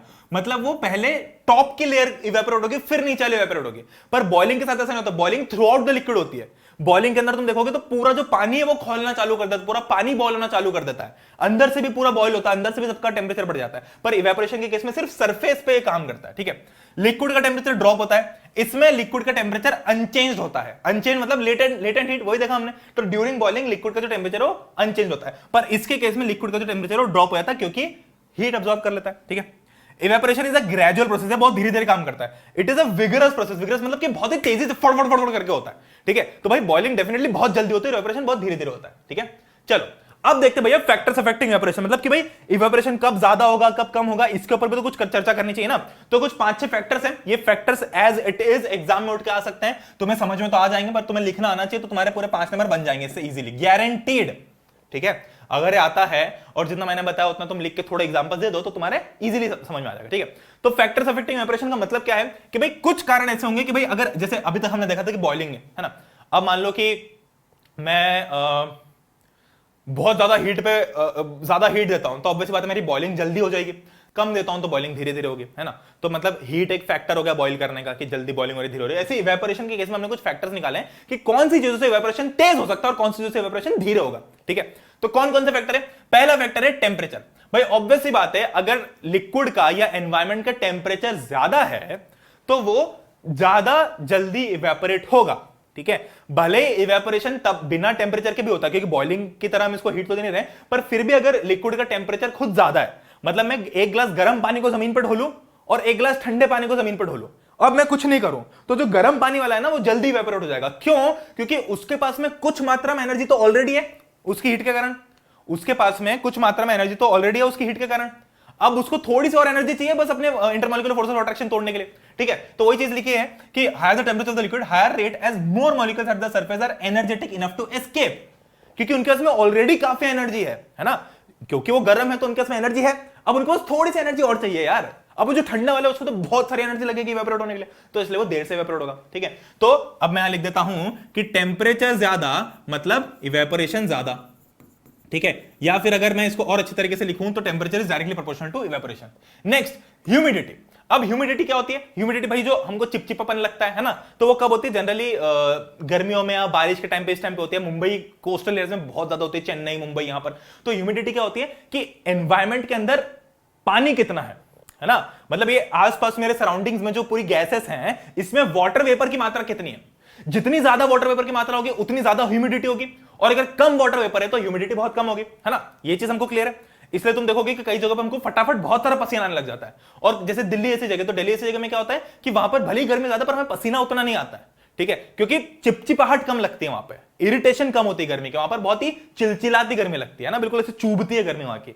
पर मुंबई साइड जाओ, चेन्नई साइड जाओ, कोस्टल एरियाज में जाओ जो कि समंदर के पास में, वहां पर जो गर्मी है वो बहुत ही इरिटेटिव और चिपचिपाती हुई लगती है, बिल्कुल पसीना पसीना लगता है, ठीक है। तो इसको ह्यूमिडिटी बोलते हैं। तो humidity is the amount of water in air, है ना, वाटर इन एयर मतलब वाटर वेपर्स कितने हैं। तो ऑब्वियसली बात है कोस्टल एरिया से तो सी पास में ही है, तो भाई इवेपोरेशन वहां चलता रहता है, तो उसके कारण क्या होता है कि वाटर वेपर्स बहुत सारा होता है एनवायरमेंट के अंदर, है ना। अब जैसे दूसरे एरिया जैसे मध्य प्रदेश है, तो यहाँ पर आसपास कोई ऐसा कोस्टल एरिया है नहीं, तो यहाँ पर थोड़ी ह्यूमिडिटी कंपैरेटिवली कम होती है, ठीक है। तो अब तुम बताओ कि अगर ह्यूमिडिटी ज्यादा होगी तो इवेपोरेशन ज्यादा होगी कि कम होगा? ऑब्वियसली बात है अगर ह्यूमिडिटी ज्यादा होगी, अगर ह्यूमिडिटी ज्यादा होगी तो इवेपोरेशन कम होगा, ठीक है। क्यों कम होगा? क्योंकि भाई एयर के अंदर ऑलरेडी बहुत सारा पानी है, तो जो हवा है वो रेजिस्ट करेगी और पानी को अपने अंदर लेने से। क्या कर रहे हैं हम भाई? पानी को तो गैसियस फॉर्म में बना के भेज रहे हैं, अब उसको लेने वाला कौन है तो हवा ही ना।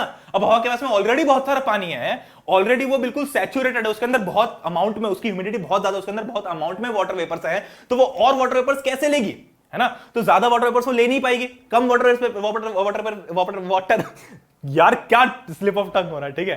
तो कम वाटर वेपर्स ले पाएगी, तो इसके कारण ज्यादा ह्यूमिडिटी में इवेपोरेशन कम होता है। तो ये क्या होगा भाई? इनवर्सली प्रोपोर्शनल हो गया, ठीक है। ये क्या हो गया? इनवर्सली प्रोपोर्शनल हो गया, ठीक है। इनवर्सली प्रोपोर्शनल 1/, ठीक है। ठीक है, यही चीज लिखिए। बॉइलिंग पॉइंट, जिस भी चीज का बॉइलिंग पॉइंट ज्यादा होगा, है ना, बॉइलिंग पॉइंट भी इवेपोरेशन अफेक्ट करता है। भले मैं बॉइल ना करूं, पर बॉइलिंग पॉइंट मेरे लिए एक इंडिकेशन होता है ना। अभी देखा हमने कि मेल्टिंग पॉइंट और बॉइलिंग पॉइंट दोनों इंडिकेशन होते हैं इंटरमॉलिक्यूलर फोर्स ऑफ अट्रैक्शन के। अगर किसी सब्सटेंस का बॉइलिंग पॉइंट ज्यादा है तो हमें इवेपोरेशन कैसा होगा? इवेपोरेशन कमजोर होगा। क्यों? क्योंकि भाई अगर किसी भी इसका बॉइलिंग पॉइंट अगर ज्यादा है, बॉइलिंग पॉइंट ज्यादा है तो ज्यादा एनर्जी लगेगी उसके इंटरमोलिकुलर फोर्स ऑफ अट्रैक्शन को तोड़ने के लिए। बॉइलिंग पॉइंट ज्यादा है का मतलब क्या है कि उसके पार्टिकल्स बहुत ज्यादा टाइटली बॉन्डेड है, तो अगर उनके बीच में दरार लानी है, उनको तोड़ना है, तो ज्यादा एनर्जी देनी पड़ेगी। तो इसलिए इवेपोरेशन धीरे धीरे होगा इसमें। भाई जहां आसानी से पार्टिकल्स ब्रेक हो सकते हैं वहां तो इवेपोरेशन जल्दी हो जाएगा, पर जहां आसानी से नहीं हो सकते वहां बहुत धीरे धीरे होगा। ठीक है। अच्छा, कोई भी चीज को मैं जब ऐसे लिखूं ना कि A is proportional to 1/b और A is proportional to B, इन दोनों के बीच में डिफरेंस क्या होता है? इसको बोलते हैं डायरेक्टली प्रोपोर्शनल, इसको बोलते हैं इनवर्सली प्रोपोर्शनल। इस सेंटेंस का मतलब यह है कि जैसे जैसे A बढ़ रहा है वैसे वैसे B बढ़ रहा है, और जैसे जैसे A कम हो रहा है वैसे वैसे B कम हो रहा है। इसका मतलब उल्टा है कि जैसे जैसे A बढ़ रहा है वैसे वैसे B कम हो रहा है, और जैसे जैसे B बढ़ रहा है वैसे वैसे A कम हो रहा है। ठीक है। जैसे कि बहुत सिंपल से एग्जांपल ले सकते हो भाई। ठीक है, कुछ भी एग्जांपल ले लो, है ना। जैसे कि नंबर ऑफ चॉकलेट्स है, तो जैसे जैसे नंबर ऑफ चॉकलेट्स बढ़ रही है वैसे वैसे उसका प्राइस बढ़ रहा है, तो ये डायरेक्टली प्रोपोर्शनल हो गया। पर सिमिलरली अगर मैं ऐसी बात करूं, स्ट्रेस की बात करूं कि मैं जितनी ज्यादा पढ़ाई करूंगा उतना कम स्ट्रेस होगा, तो पढ़ाई बढ़ा रहा हूं तो स्ट्रेस कम हो रहा है। सिमिलरली अगर पढ़ाई कम कर रहा हूं तो स्ट्रेस ज्यादा हो रहा है, तो पढ़ाई और स्ट्रेस इनवर्सली प्रोपोर्शनल है। तो मैं ऐसे लिख दूंगा पढ़ाई ये वाला सिंबल 1/स्ट्रेस, ऐसा। तो मेरा मतलब बस इतना सा है। ठीक है। तीसरा, सरफेस एरिया ऑफ लिक्विड। अब देखो इवेपोरेशन, एक सेंटेंस बताता हूं, इसका मतलब क्या है कि इवेपोरेशन सिर्फ सरफेस पे अकर होता है। अब सरफेस एरिया बढ़ा देने का मतलब क्या है? इसका मतलब देखो ये है कि लेट्स से कि जब भी पानी ढुल जाता है नीचे, है ना, तो अगर हम उसको वाइपर से स्प्रेड कर दे थोड़ा सा, भाई पानी तो उतना ही है, क्या वाइपर से पानी कम हो गया ढुला हुआ? नहीं, पानी तो उतना ही था, पर मैंने क्या पानी को फैला दिया बड़े एरिया में। तो जब मैं पानी को बड़े एरिया में फैला देता हूं तो वो जल्दी सूख जाता है। क्यों सूख जाता है? क्योंकि ज्यादा सरफेस एरिया होता है जहां पर वो इवेपोरेशन एक्ट कर सकता है ना।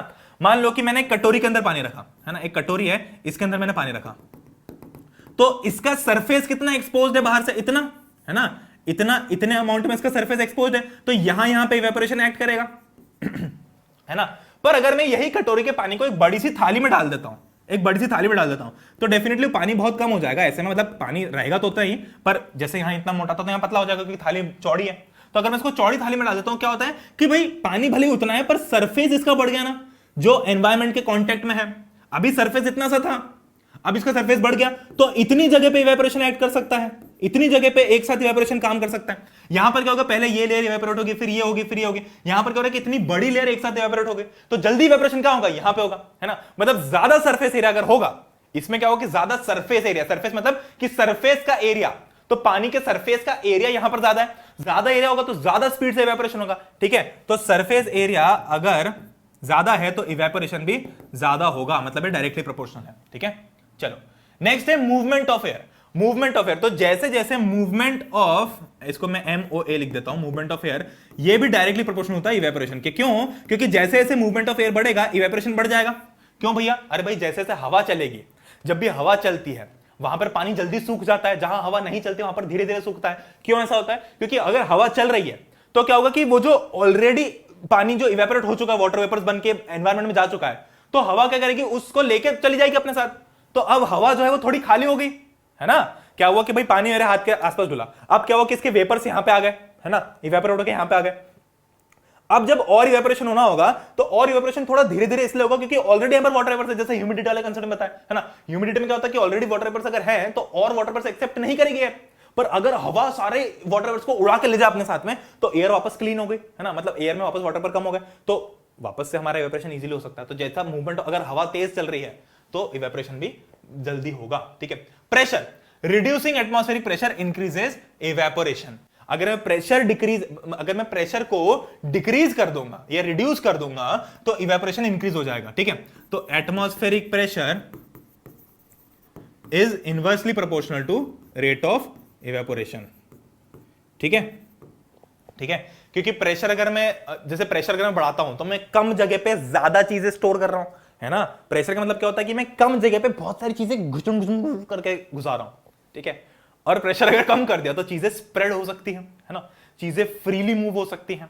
ठीक है, इतना तुम समझो, बाकी ज्यादा प्रेशर के में जानकारी अभी तुम्हें जरूरत नहीं है, पर इतना तुम समझ जाओ। ठीक है, अब आते भैया बहुत ही लास्ट चीज के ऊपर, जो कि बहुत ही फुद्दू सी चीज है, जो तुम्हारे न्यूमेरिकल से इस चैप्टर के, जो हम आगे चल के करेंगे, मतलब ऐप वगैरह पे मैं कुछ सेशन कर लूंगा। अच्छा, अगर तुमने ऐप डाउनलोड नहीं किया तो भी कर लो। पर हाँ, टेम्परेचर स्केल्स क्या होती है, तो बेसिकली तुम्हारे पास में 3 यूनिट्स होती है मेजर, एक होती है डिग्री सेल्सियस, एक होती है डिग्री फ़ारेनहाइट और एक होती है केल्विन। तो बस एक कन्वर्जन बताया कि केल्विन को फ़ारेनहाइट में कैसे करो, फ़ारेनहाइट को सेल्सियस में कैसे करो, सेल्सियस को केल्विन में कैसे करो। तो उसके लिए स्केल है कि degree Celsius to degree Kelvin, मतलब कि temperature in Kelvin is equal to temperature in Celsius plus 273। मतलब तुम्हें बोल दिया गया कि भाई किसी भी ऑब्जेक्ट का टेंपरेचर 30 डिग्री सेल्सियस है, तो बताओ इसका केल्विन में कितना होगा। तो तुम्हें पता है कि टेंपरेचर इन केल्विन किसके बराबर होता है, सेल्सियस प्लस 273, है ना।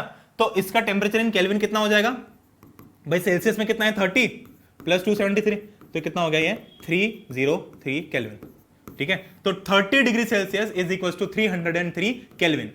देखो डिग्री फ़ारेनहाइट होता है, डिग्री सेल्सियस होता है, पर केल्विन अकेला ही होता है, ऐसा नहीं कि डिग्री केल्विन हो, ठीक है। तो 30 degree Celsius is equal to 303 kelvin.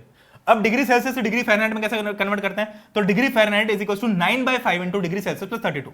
तो सेम अगर तुम्हें लेट से कि 30 डिग्री सेल्सियस को फ़ारेनहाइट में कन्वर्ट करना, तो कैसे करोगे, degree Fahrenheit is equal to 9/5, ये फॉर्मूला याद रखना भाई, 9/5 into degree Celsius, degree Celsius कितनी थी 30 इंटू 30 प्लस 32, ये फॉर्मूला है, ठीक है। तुम्हें बस यहां पर ये वाली वैल्यू चेंज करनी है, जो भी वैल्यू तुम्हारे पास में दी रखी हो। तो इससे कैंसिल हो जाएगा, 5 6 30, तो 9 6 54 हो गया, 54 प्लस 32, तो ये कितना हो गया, 4 और 2 6, 5 और 3 8, यानी कि 86 डिग्री फ़ारेनहाइट। तो 30 डिग्री सेल्सियस मैं कैसे लिख सकता हूं, इसको ऐसे लिख सकता हूं ना, 30 degree Celsius is equals to 86 degree Fahrenheit is equals to कितना केल्विन, 303 केल्विन, ठीक है। अब तुम्हें नीचे कमेंट सेक्शन के अंदर मुझे लेट्स से 75 डिग्री फ़ारेनहाइट को सेल्सियस और केल्विन में कन्वर्ट करके बताना। तो नीचे कमेंट सेक्शन के अंदर टाइम स्टैम्प के साथ में बताओ कि 75 डिग्री फ़ारेनहाइट सेल्सियस और केल्विन में कितना होगा। तो with that being said, I hope you guys enjoyed this lecture. हमने पूरा का पूरा मैटर एंड सराउंडिंग्स कंप्लीट कर लिया है। इसके बाद में जो हमारी नेक्स्ट डेट है वो है आज से 3 दिन बाद, मतलब 12 तारीख के आसपास हम एक और लेक्चर डालेंगे, जो कि होगा हमारा किसका, ये होगा हमारा बायोलॉजी या हिस्ट्री का पहला चैप्टर, जो भी मैंने शेड्यूल बता रखा होगा। बट तब तक के लिए अगर तुम लोग चैनल को सब्सक्राइब तो मेक श्योर कि सब्सक्राइब करो, क्योंकि 2.5 लाख सब्सक्राइबर तुमने ऑलरेडी हिट कर दिए। तो अगला टारगेट 3 लाख का रखते हैं, ठीक है। टारगेट हमेशा बड़े होने चाहिए लाइफ में। और अगर ऐप डाउनलोड नहीं की तो ऐप डाउनलोड कर लो, क्योंकि ये लेक्चर तुम्हें वहां पे मिल जाएगा, या तो मिल रहा है पर वहां पे एड फ्री मिल जाएगा और थोड़ा बहुत और फीचर मिल जाएंगे। तो दैट बीइंग सेड, हम लोग मिलते हैं नेक्स्ट लेक्चर के अंदर। तब तक I hope you guys enjoyed it. और मुझे इंस्टाग्राम पे फॉलो नहीं किया तो @कॉन्फ्रेंस जाके इंस्टाग्राम फॉलो कर लेना, मस्त मस्त चीजें मैं डालता रहता हूं। पढ़ले को भी फॉलो कर लेना, @कॉन्फ्रेंस है, सॉरी @कॉन्फ्रेंस मुझे, और @पढ़ले.in पढ़ले को। टेलीग्राम चैनल ज्वाइन कर लेना, क्योंकि इस लेक्चर की जो स्लाइड जो मैंने बताई है यहां पर, वो सारी टेलीग्राम के ऊपर अपलोड हो जाएंगी। तो टेलीग्राम चैनल ज्वाइन कर लेना। तब तक के लिए इतना ही, हम लोग मिलते हैं नेक्स्ट वीडियो के अंदर। तब तक के लिए गुड बाय, टेक केयर, जय Hind, Vande Mataram, I love you.